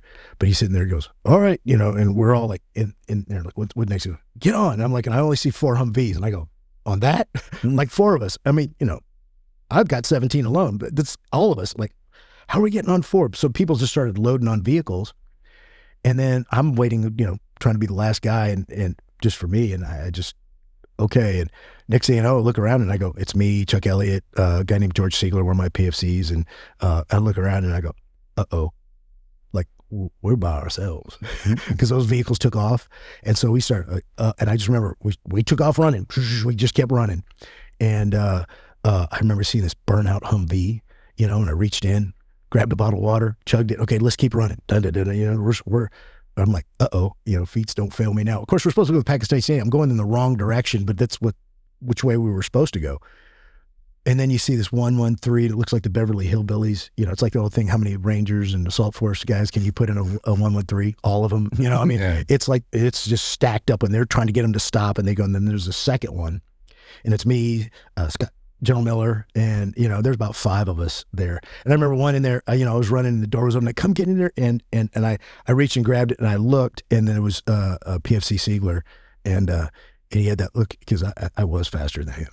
And I had my foot in there, and he looks at me, and he had that look like, it was like one of those like, hey, you're fucking me. Yeah, I'm sorry, America, I do tend to cuss when I go like that, but I go, I can't do that. So I grabbed him and I shoved him, put him in there, and I just kept running. And you know, so it was me and Chuck and Scott Miller, and Bart Polk, I think it was. He was another assaulter, and we're moving, and so we're moving still. You know, and then one last 113. You're bounding behind the 113. No, we're on the side of the road now. Okay. We're on the side of the road, and it was one of those wider roads that I was talking about. Yeah. And little did I know that they were about to dispatch 2 MH, or at least 1 MH, down to come to the street to pick us up, which I guess would have been really cool. But but actually, the 113 comes back, and actually Bart Bullock runs in the front, and they wasn't stopping until Bart Bullock picks up his M4 and convinces them it's time to stop. Yeah. Pulls the brakes, you know, those levers. Yeah, the 113. Yeah, laterals. Yeah, the laterals. Yeah. Like, pulls, you know, it stops, and then we all just dive in. My feet couldn't even touch the bottom, the deck of inside that 113. I was like Supermaning in it, and so I could like turn around, and good thing Chuck is not a very big guy, because I literally had his vest in my arm, and like he's like dangling out the door. Damn. The door, because the door. But I don't know the 113 is that much better, considering 7.62 can go through the side of that damn thing. Oh, now you tell me. You knew that. And then an RPG's going off everywhere? Well, no, that was a little bit down. Believe me, I think anything was moving at that point. It was getting lit up, but I didn't hear it. Yeah. From then on, it really didn't. And we drove by there, some route somehow they had already secured. And that's when we went to the Pakistani Stadium. Mm. And that's, and that was definitely weird, because that's where we could actually see, get to really talk to my platoon sergeant. I talked to him a bit that night, but and it's literally like, hey, let me go through the alpha roster. Hey, wounded, killed, wounded. Who do we have living? Who's wounded? Who's still available? And as we talk to each other, and they're triaging inside the stadium. Yeah, they're taking a look, and they're moving folks out, and then eventually they started cycling helicopters back and forth to get us back to the airfield. And so, but that, believe it or not, that it was there that I realized that Super 6-4 had gone down. I had no idea that had happened. I had no idea about Randy Shugart and Gordon. I had no idea. I mean, I was a little busy, but I had no idea that was going on all around the same. Nothing came through the radio chatter or anything. Not really. I mean, it could have been a different time. I could have missed it. I don't know. Maybe I wasn't switched to a higher net, but I was basically maybe on my company net. I don't know, but I would tell you, I had no idea until afterwards. I'm like, what? When did you find out Mike was taken? Probably that evening. I think when they finally got to, when he came out on video. No, that's when you found out. That's when I found out. I think that's when I found out, because they didn't find anybody at the crash site. Everybody was gone, and then you see the pictures of. So they were just assuming. Yeah, and then they see pictures of those in the news of. Yeah, those and being dragged to. I don't even want to tell you who I think they were. I'm just saying, you saw the bodies being dragged through the streets. The same thing that I saw that affected me like a couple weeks before that. And that's where the anger kind of started to elevate. But then Mike was up. Now I will tell you, when I got back to the airfield, we knew we had people out, and so I was really numb. I was numb at that point. Didn't care. So I went down. I remember as soon as I got back, took a shower, came back, and then immediately started cleaning my kit, cleaning my weapon, reloading. Right, because we needed to have them. And I just laid on my bunk, and I was just like out until actually one of my West Point classmates, who was in the 101st, he was a pilot, and he walked down the airfield and kind of, because he knew I was there, and I'd visit him once in a while, and he like tapped, like, hey man, are you all right? And I'm like, yeah, Rich, I'm good.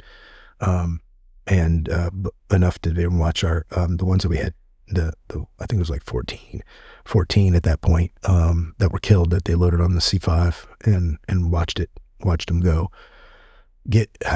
Fly the Germany and then Dover. And so that was pretty, but we knew that there was somebody out there. And so, we just had to be ready to go. And that's when they also too, the other squadron and the similar package, they showed up like the day later. And then, like 3 days later, and then we had one, the next thing that was just, we had, all that time, but I always looked up, and we were in this metal hangar, and I'm looking, it's just 10 on the top, and I'm like, if a mortar round comes through here, we're effed. And that's exactly what started happening. Right. We just had one, and it only takes one. And it was interesting. I was talking to my buddy who was the assistant S4 who'd flown over with the second group, a good friend of mine named Daniel Kirk, and I was just chatting with him, and he's asking me about it, and finally I went to the bathroom, went out to the Porta Johns, was walking back, and just, saw him, and I think he went to the jock, and there's some folks milling around, because we had these big Connexes and, containers. Yeah. Containers up front. Metal containers sandbagged up at the front of the hangar, the front doors of the hangar.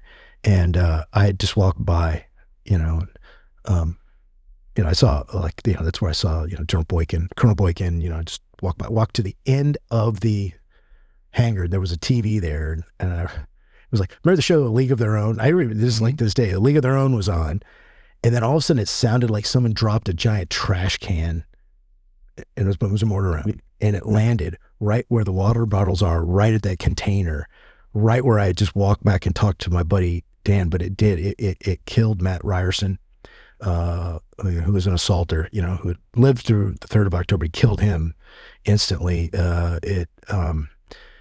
Colonel Harrell, who was the squadron commander, it broke his legs, hit his legs, severely wounded his legs. Our Doc Marsh, he got it. He got, I think, in his abdomen. It messed up a bunch of folks. And that was really, saw all the lights go off. And I remember, we're running back, putting our gear on. And, it was the only time that I really actually almost almost lost it, just almost nauseous, because I could hear, a guy screaming, hey, I can't feel my legs, I'm like, oh God. And I'm holding a flashlight as a medic's trying to treat Colonel Harrell, Lieutenant Colonel Harrell. And it basically, and it was blood everywhere. And I mean, I went through all that the other day where I had something there. I had nothing to think of other than to hold a flashlight. And then that's when I was like, whoa, that was the only, I didn't lose it, but I mean, that affected me. I don't know why more than anything else, but I guess because I had nothing else to do. You probably came off your adrenaline. You were on an adrenaline high beforehand. And then now, you'd come down probably from your nap is what my No, this is 3 days later. This is 3 days later. People talk about that too, is whenever you get the sense of security, because you feel like once you're within a compound, you're within a wall, the fight or flight kind of goes away, you're back in this secure. And so now you have more raw emotion that has the capability of coming up. That's fair. But the thing happened, like I was in Iraq later on, the road, and I watched, I was walking by, we were in Mosul, and I remember talking to my battalion commander, and he was coming out of the shower. I was walking. We were about getting ready to redeploy. All of a sudden, boom, boom, boom. And a 60 mortar round landed right in a flower bed, like right there. It just buried. It was a dud. And I'm like, oh, huh. It didn't bother me. Larry, it just wasn't your time. No, but that was later on. I mean, that was 2004. Wow. But so, 10 years later. PCS every place he's going. Yeah. Good luck, John. So anyway, and so that's kind of what happened. And so, but we were ready to launch and go back. And matter of fact, we started training with the Malaysians. And one thing I would also tell you is, I think, I didn't hear this, but Jeff Struker tells the story, is the Malaysian captain came in and said, that fought for us, and they lost, someone was killed. And then he says, we lost our first person. And since the Second World War, our forces, this is the first person we lost, and we would not have gone on anybody other than the Americans. So, we always forget about ours, but, we can't forget about the folks from 214. I think there was 2 that were KIA. And so, it was a pretty brutal fight. And, but there was a little bit of hard feelings, I think, when we deployed, about 2 weeks later. We just sat there with our thumbs up, and we were training continually, but still it was kind of like, couldn't leave, we weren't going out. It was not that we were actively hunting. And that's where, the president decided to kind of roll us back. And so we were deployed toward, I think, October 20th. Yeah. So, almost 3 weeks later. How was it when you guys returned and everything? What I've heard is that you guys were, at that time frame, post-traumatic stress was something that still wasn't understood, from a leadership standpoint and everything, how to really manage it. And so rumor has it, and you can kind of clarify this, whether there was a lot of, pretty much telling people to suck it up, you need to compartmentalize it and let's move on, type of thing. I wouldn't say it's necessarily that, but one of the things that kind of happened that was, I would say for me is, like, it was kind of like that. And it was, we get to work and all that. And somebody got to the battalion leadership, even though our battalion commander was there with us. It was kind of like almost, okay, we're back to normal. It's far from effing normal. Right. Let's acknowledge that. But you're right. It was kind of like normal, because, well, you don't want to put anybody out, because then we were the haves and they're the have-nots. And I'm like, look, man, be careful what you freaking wish for. If your number's called, it's called. That's something I learned here. You don't always need to be the main effort, but what you have to as a supporting effort, you do that as well as you can, and you'll get your just rewards, if you're good enough. But you know what? Supporting effort is needed just as much as a main effort. So let's not forget that, well, that's not fair. It's not about fair. It's about who's got the ability to do it or not. I mean, I didn't choose this, but, not even putting us on leave. I mean, we didn't even get to go on leave. Yeah, that's what I heard. And I think somebody got racked for it. And they're allowed to do that. And then they also they brought in the I would call them the shrinks, but I mean, called the psychologists from JSOC. Tara talks about them being positioned in the day room and nobody even wanted to do their laundry. Because they were afraid that people would see them going. Oh, really? I didn't know that. Yeah. No. I didn't know, but I mean, we were told you will talk to him. So it's okay. I talked to Doc Greenfield, and it was right because I was just sitting there, hey, and what they said is this wrong? Because I just felt bad, and I'm like, what is it? It was called Survivor's Guilt. Yeah. Because like how the hell did I not get hit? I mean, I was this close to Mike Goodell.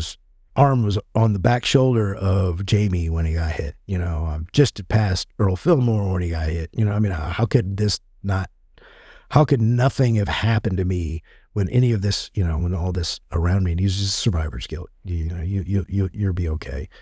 And, and I appreciated that. And, that was fine. But I think we really needed some time to process. Absolutely. I will tell you, I got a little bitter later on though, but because there were some of the ones that just say, no, you guys think and I'm not going to tell you who the leader was, but it was pretty insensitive, I thought, of them when they just kind of said, hey, you guys are no better than anybody else. I'm like, where did you get this from, sir? I mean, I got really, really salty when I heard that. I was like, I'm not asking to be any different. Right. We're just here. We're still there. We're part of 3rd Battalion. I mean, we didn't choose it. Choose the whole battalion. I would have loved for you. I really, really wish the whole battalion was there. But you aren't. So yeah, that's kind of what I that's the aftermath. And I think this is the first time I've ever really kind of publicly spoke about that. Yeah. Yeah. Well, and I think it's an important factor because it was a time and place, but I think now moving forward, I will say that the command has totally changed in that regard. What they do now and understanding the warfighter, what it does and the, secondary, third effects and stuff with family. And it's really, really important that they take care of them. And I think they're doing a better job. 100%. It's not a stigma. It's not a black market at all. And I like the fact that they call it, they take the D on it. It's not a disorder. No, it's not. It's post-traumatic stress. Yeah. And that's just what it is. Yeah. And some people deal with it better than others, and some people don't. Yeah. And I don't know the formula of it. I'm not a professional in that side. And so, but I don't blame somebody if they have it. Yeah. It's a lot better than, a leader just telling you to rub some dirt on it. It's going to be okay. It'll buff out. Yeah. Yeah. Or just say, yeah, well, that didn't mean anything. That wasn't significant. You're no better than anybody else. I'm like, well, who said I was? Yeah. I never said I was. Right. Yeah. And it's kind of like, but we know more than you guys, than some of these guys, because we've had that experience, but think about it. It was way different back then, Yeah. It was way, way different. It was very few folks. Now, it's not like now that with GWAT, with the 20 plus years of multiple deployments and, and I just like, God, I hope nobody ever has anything that rough. Well, you think about the Ranger Regiment anyway, like you had said, everybody joins Ranger Regiment knowing that the whole mission is to go downrange, and that's what they want to do. They want to be the best. They want to join this unit for that opportunity, and then they don't get the chance to go. Then there's, oh, you got to go. I didn't. Well, yeah, everybody wants to play the game, but when everybody wants to check their medals. I get it. I was there. But be careful I would just say, be careful what you wish for. Yeah. Right. Because, you may not like it. Yeah, it's easy to sit back and be the armchair quarterback and say how you could have done something better. And, if we would have been there, it would have been like, no, probably not. Or if it was, great. Yeah. Great. Either way, it didn't happen. Yeah. We've been now talking for over 2 hours with you, if you can believe that, Larry. What we would like to do, though, is because there's so much of your career that happened after this event, and we want to get into that. Can we get you to come, even if it's by phone or whatever, can we get you to do kind of the part 2 of this whole thing? Because I think it'll be really important. Yeah. Sure. Well, what I would just tell you is that experience later on, with retrospect, it influences what I do today. But I thought that drove my career, because I served for additional 22 years past that. Yeah. So it continues to drive me today. Yeah, sure. I'd be happy to. Yeah, we want to know. That's an important part of the story. And I think it's important that our audience understands that, how did you come away from this and then lead a very successful military career in command again, serve in combat, all those types of things. I think it's very important for them to continue hearing that. But I know you've got to get on the road as well. So I don't want to hold you up, but man, I really do appreciate you coming in and sharing this part of your story? Well, that story, I've said before, it's an obligation that I feel I have. I got to tell the story, not my story, it's our story, and I got to make sure that that people don't forget it. Yeah, understandably so. I can't imagine how important it would be to get your story out from your point of view in this context out to soldiers now. I can't imagine what it would have been like if we could have had you, talking to our folks before deployments and just giving people. Well, it was funny is I would not talk to anybody about this at all, except for I wouldn't do this. Yeah. I got made to do some of this stuff later on, like I did interview for Black Hawk Down and the book and all that. But I always looked at it, it's like, if I have to, I'd rather talk to a unit, a military unit of something, if I could help, save another soldier's life, help him lead better within his organization, but I won't talk to it out. I've since switched that because I'm not in uniform anymore, and so, and I have a different obligation now, and that's amazing. Well, no, and I appreciate that, and I think our listeners do as well, because I will tell you, Larry, that we've had individuals on the show that talk about their personal journeys and perspectives, and it's not always, there I was type of things and events, but when it does come forward or they talk about a traumatic experience and such, we've gotten feedback from our listeners that, like you said, you wanted to make that one impact. You'll do that through this platform. You'll do that by somebody listening to this and says, hey, listen, this is what Larry went through. And if Larry went through this, he's still, fighting the good fight. Well, I need to continue doing that too, rather than looking for alternatives. And we both know what that is. Yeah. Yep. And that's important. So you will make an impact through sharing your story in this part of your journey. All right. Thanks. Thank you so I much. Really do. I appreciate you coming in, man. Absolutely. Yeah. Thanks, man. Yeah, you bet.